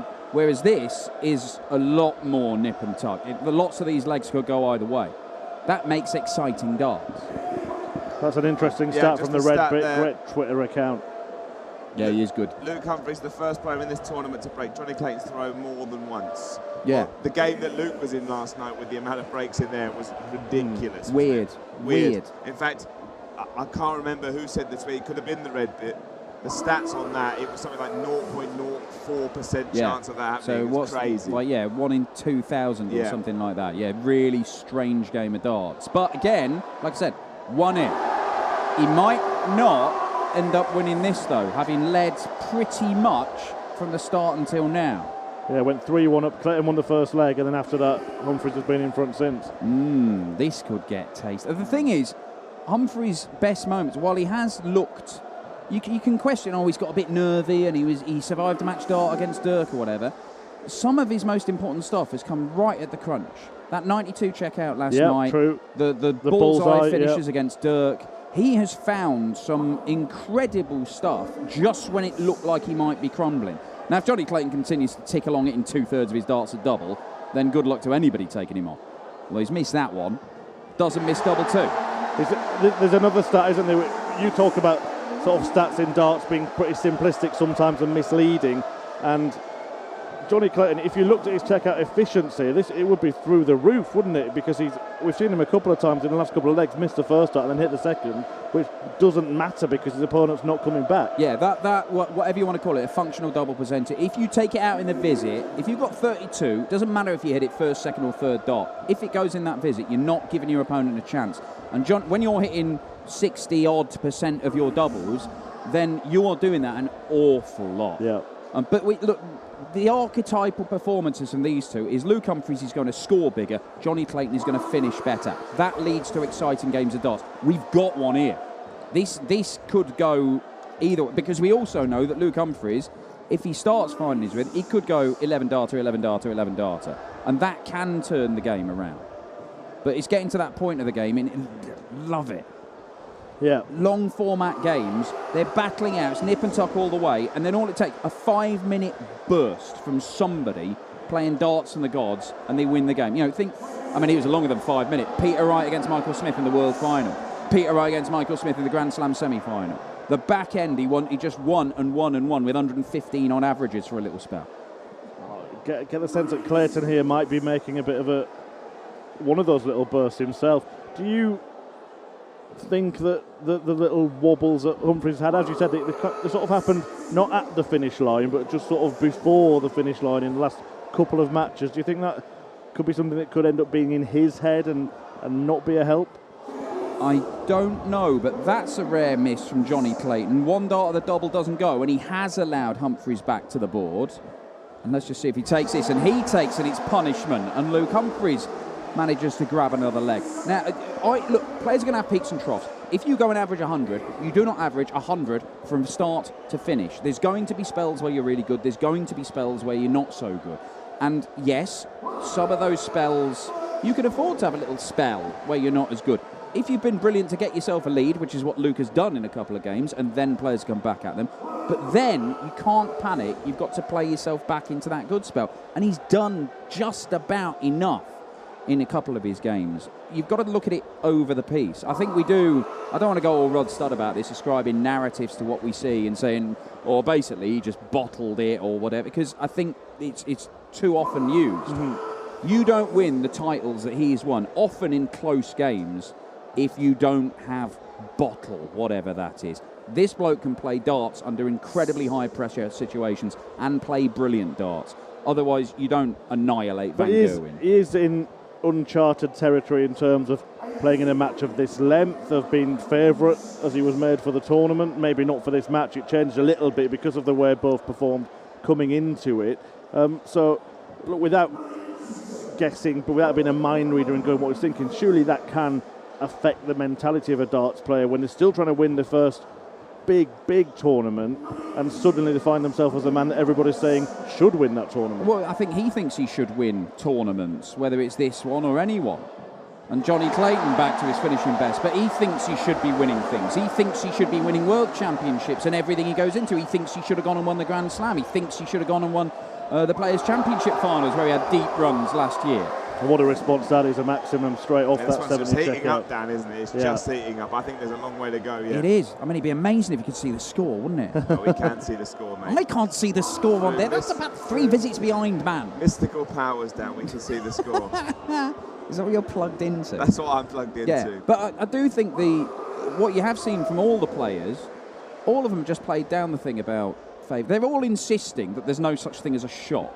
They're all insisting that, oh, no, we're all as good as each other, and look, somebody beats Van Gerwen or Price. It's not a shock. And they're partially right, because the strength in darts is a strength in depth now. It's not Phil Taylor and Michael Van Gerwen or Gary Anderson and Peter Wright or whoever at the very, very top, hoovering up titles left, right and centre. They're being spread around. We're seeing new major winners all over the place. So yes, the gap between the top and the chasing pack has never been closer, hence why this has happened. But there are still an established order. You know, beating Van Gerwen is still an amazing achievement. Beating Price. In goes that. Can we get, just for Dan, can we get producer Luke to put the score up for us, please? Just so he's aware of the significance of that. Is that possible? Things are just happening and I have no idea what they mean. Or are they all eating the rest of the pizza and not listening to us? Well, Dan, a question then for you. 14 all. 14 all. There we go. You love niche darts, but there's been some great tournaments here, great games here. What's been your favourite moment of the tournament? Favourite moment of the tournament. Or game. I quite liked. Thanks, lads. Appreciate it. Yes. Lovely. A big fan of Nathan Aspinall celebrating winning a leg before it finished. Yeah, we asked him about that. He said that he'd studied the format before tonight. He said, I definitely need to remember it's 17. It's 17. Yeah, he repeated it to himself and still got it wrong. Yeah. Because we remember doing that. It was in Germany on the Pro Tour, where Gerwin Price had got to 7 legs, I think. No, he'd got to 6 legs in a semi-final against Rob Cross. Rob Cross went to shake his hand saying congratulations. Gerwin pointed out, no, it's first to 7. And then lost the next 5 legs. Rob Cross won that match 7-6 and then won the title. It's bad for a player. It's probably worse for a commentator. Have you ever done such a thing? Probably. Called in the winning moment before it's actually happened? I think I might have. I don't actually remember one to embarrass you with. I'm just thinking because it's a bit of a nightmare, isn't it? I'm surprised. I'm sure I've... You know what? Yeah, probably. I can't remember it, but I'm pretty sure I have. Perhaps when we first went to like 7 and 8 in the Pro Tour, the Euro Tour. Anyway, Clayton's just won this one. Oh no, sorry, it's 15-14. And the latest score there just for you, Dan. Well, Dan, thank you very much. It's always it's good, isn't it, knowing the score? I like it. Well, we are going to try and do this in future, Dan, and I think we'll try and polish up the score graphic. Good. So when you come along, no more complaints, all right? He didn't used to be like this, did he? No, I know. Puts his smart used to be like this, on. just nobody paid attention. When I've known you, Dan, you've been freezing in the back of Ali Pali somewhere, basically sleeping in the corner, waking up at 6 a.m. to speak to Radio New Zealand or something. Yeah, you've changed now. I see the big suits. I see the man he's become. I'm not saying he never moaned, but he had reason to moan then. Now he's just carried on moaning. Right, are we done? Are we done? I can go now, can I? No, you can stay. I've got to sit here and listen to this? Mainly because we have no idea where Colin Lloyd's Colin Lloyd Jaws, has been disappearing and having food and stuff. We had to get food delivered to the studio. The first time, Lloydie was helping himself. Well, do you know, I'm going to sit in silence. Oh, I thought the 170 was going to go there. Yeah, you can't sit in silence watching a game like this. It's not possible. No. I know, it's difficult, actually. It is actually quite difficult. 15-14 to Johnny Clayton at the moment, but Humphreys likely to level. Oof. Although it's 1-2-6. Big shot, needs a treble. Can't get it. This could be quickly turning this. 171 to leave a ton. Oh, Ferret. 5 perfect darts? No. Double 10. Oh my word. That's exactly the same reaction he just had. Yeah, just inside for Johnny Clayton on double 10. Luke returns, looking at tops. Well below. What a pivotal point this could be in the match. Nails it.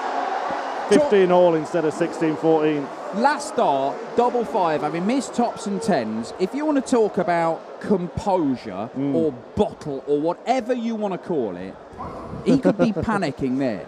Oh, there we go. Excellent. That must mean that Lloyd is nearby. Yeah, he must be. You know, he's swimming in the waters out there somewhere. Have you got like a way of calling him in? He'll just come when he like sees... summoning the dove from above. There he is. How do you call a shark? There he is. There he is. There we go. Thanks for joining us, It's been Dan. lovely talking to you. I don't understand it, but it's been lovely. It's been lovely, right?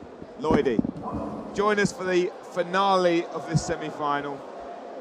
It's been incredible. Since you've been away, we've had all manner of guests, Lloydie, but we couldn't finish this game without you joining us on the sofa. Some more enthusiastic than others, weren't they, Lewis? Yeah. I don't know what Dan's problem was, to be honest, but he seemed to enjoy himself, didn't he? Yeah, he's never happy unless he's not happy, that lad. No, Lloydie. Let me get my badge off. Yeah, let's get that badge off. Murph. As if people don't know who you are, Colin. Come on, No, you don't no. need that. You should just show him the 170 when you walk around, don't you? Do you know what, mate? Honestly, the amount of times I've been... Listen, I'm not Brad Pitt, all right? I'm Colin Lloyd. Just leave me alone. You do get mistaken for him quite a lot, didn't you? Big chance there for Clayton, wasn't it? Just to I saw move that within just now. one. Yeah. Now Humphreys has got the chance to move within one himself. One of them is going to be there. We did say we thought one of the matches might go overtime tonight. I didn't think it would be this one, but it's looking like it could be the case. Clayton's one away, but Humphries has the throw to make it 16-all, and if he gets that, it will be a tie-break. To be fair, Luke's been kicking off 140, 180, hasn't he? With his throw to hang on in there. And he's done it again. Well, if people have got plans, cancel them, because we might be here for a little while longer yet. Yeah. But Lloyd, what have you made of the game since you've been away? It's been, back and forth. It's been backwards and forwards, and it's been a fantastic game. And do you know what? For me now, personally looking at it, Luke Humphries has come of age now. Not massive averages, but he hasn't had that lull. He's battled in there, he's hung in there, and the experience of Johnny, as told a couple of times, he hasn't wilted himself. Yeah. To be fair, the one bit of sense that Dan talked when he was here was that about Luke Humphries, wasn't it? Yeah. That he's shown enough times that he has got what it takes to cross the line. Even though he's had a few wobbles here, it's not necessarily a trend with him. It's just maybe a random set of events. He's asserted himself really well in this semi-final. Well, the double five he just said was an example of it, wasn't it? Because Clayton could have been 16-14 up, and then it could be good night, Luke, who is looking a little bit stroppy now because that was a bit of a sloppy visit, and Clayton should be in a better place himself here.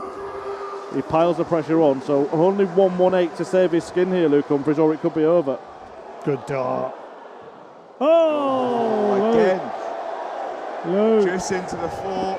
Clayton's on 80, he'll get a match start. He'll get a match start unless he does what Humphries has just done and miss a big number. A little bit of a rush of blood pressure there. You see the smile, Johnny Clayton. It is just one. Tops. That's it. There we have it. Johnny Clayton is into the final of the Betfred World Match Play.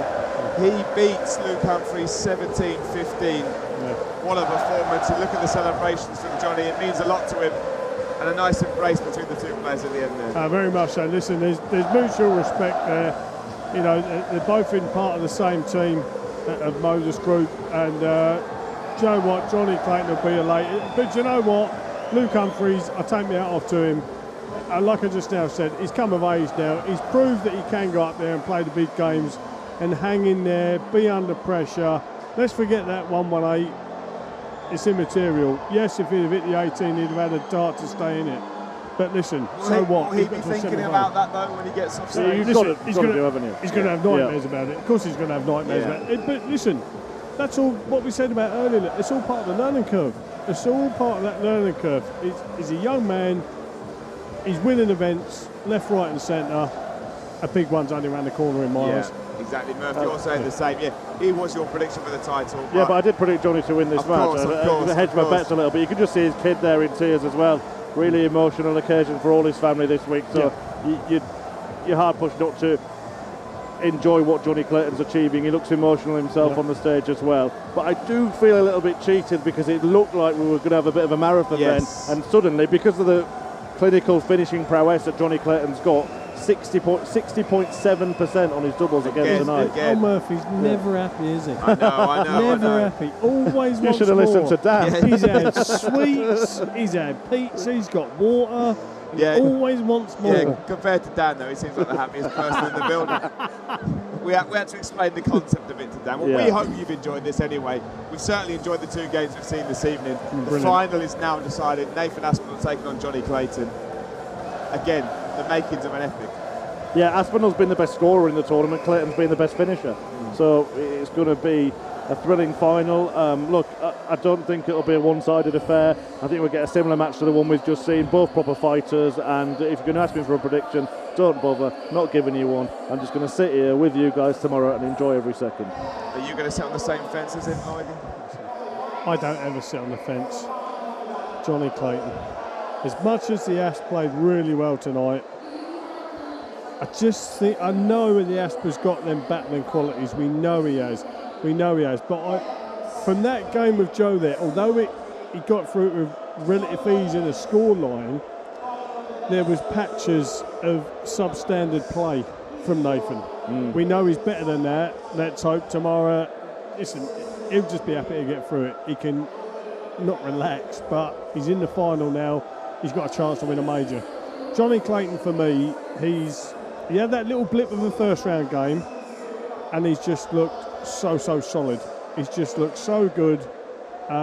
He has the experience, and I think tomorrow's going to be the one where it's going to be. I think we could have a Anderson Sulovic game. Okay. In that match, I think we could be going to overtime in that one.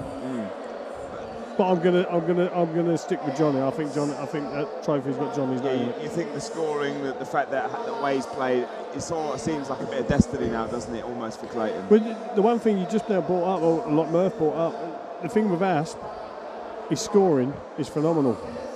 Tonight, his finisher let him down so badly. Yeah. You can't do that against Johnny Clayton. You give him an inch, he does take a yard. And all of a sudden you start mucking about in your doubles, he's going to go, thank you very much, thank you very much, thank you very much. You can keep doing that all night and I will keep nicking the it. last leg there summed that up, didn't it? Yeah. Humphreys missed a big number. Clayton, one dart double, pops it in to win the match. Yeah. And just listen to that crowd reaction to Johnny Clayton. They were singing his name towards the end of that game. Nathan says about the crowd here, feels like a home tournament. There's going to be plenty of support for Johnny Clayton tomorrow night as well, isn't there? Yeah, he's a popular player. He's a relatable player as well. I think they both are in their own way. Yeah. Friendly, lovely guy, but he's got a real fight in him. And look, he enjoys what he's doing. As you said, he's drawn on other things to be his inspiration this week. And I think he's been the player of the tournament. And I'm going to sleep on it still before I give you my final prediction. Okay. But I do agree with what Lloyd has been saying about Clayton, and that if Aspinall does mess around, he will be punished. There's no doubt about that. Yeah, well, we don't want any of that sitting on the fence tomorrow, Murph. Please come and join us for the final tomorrow. The final of the Betfred World Match Play is decided. It's Nathan Aspinall versus Johnny Clayton. That is night 8 wrapped up. Night 9 setting to be a thriller. Come and join us at the Blackpool Winter Gardens. Thank you very much.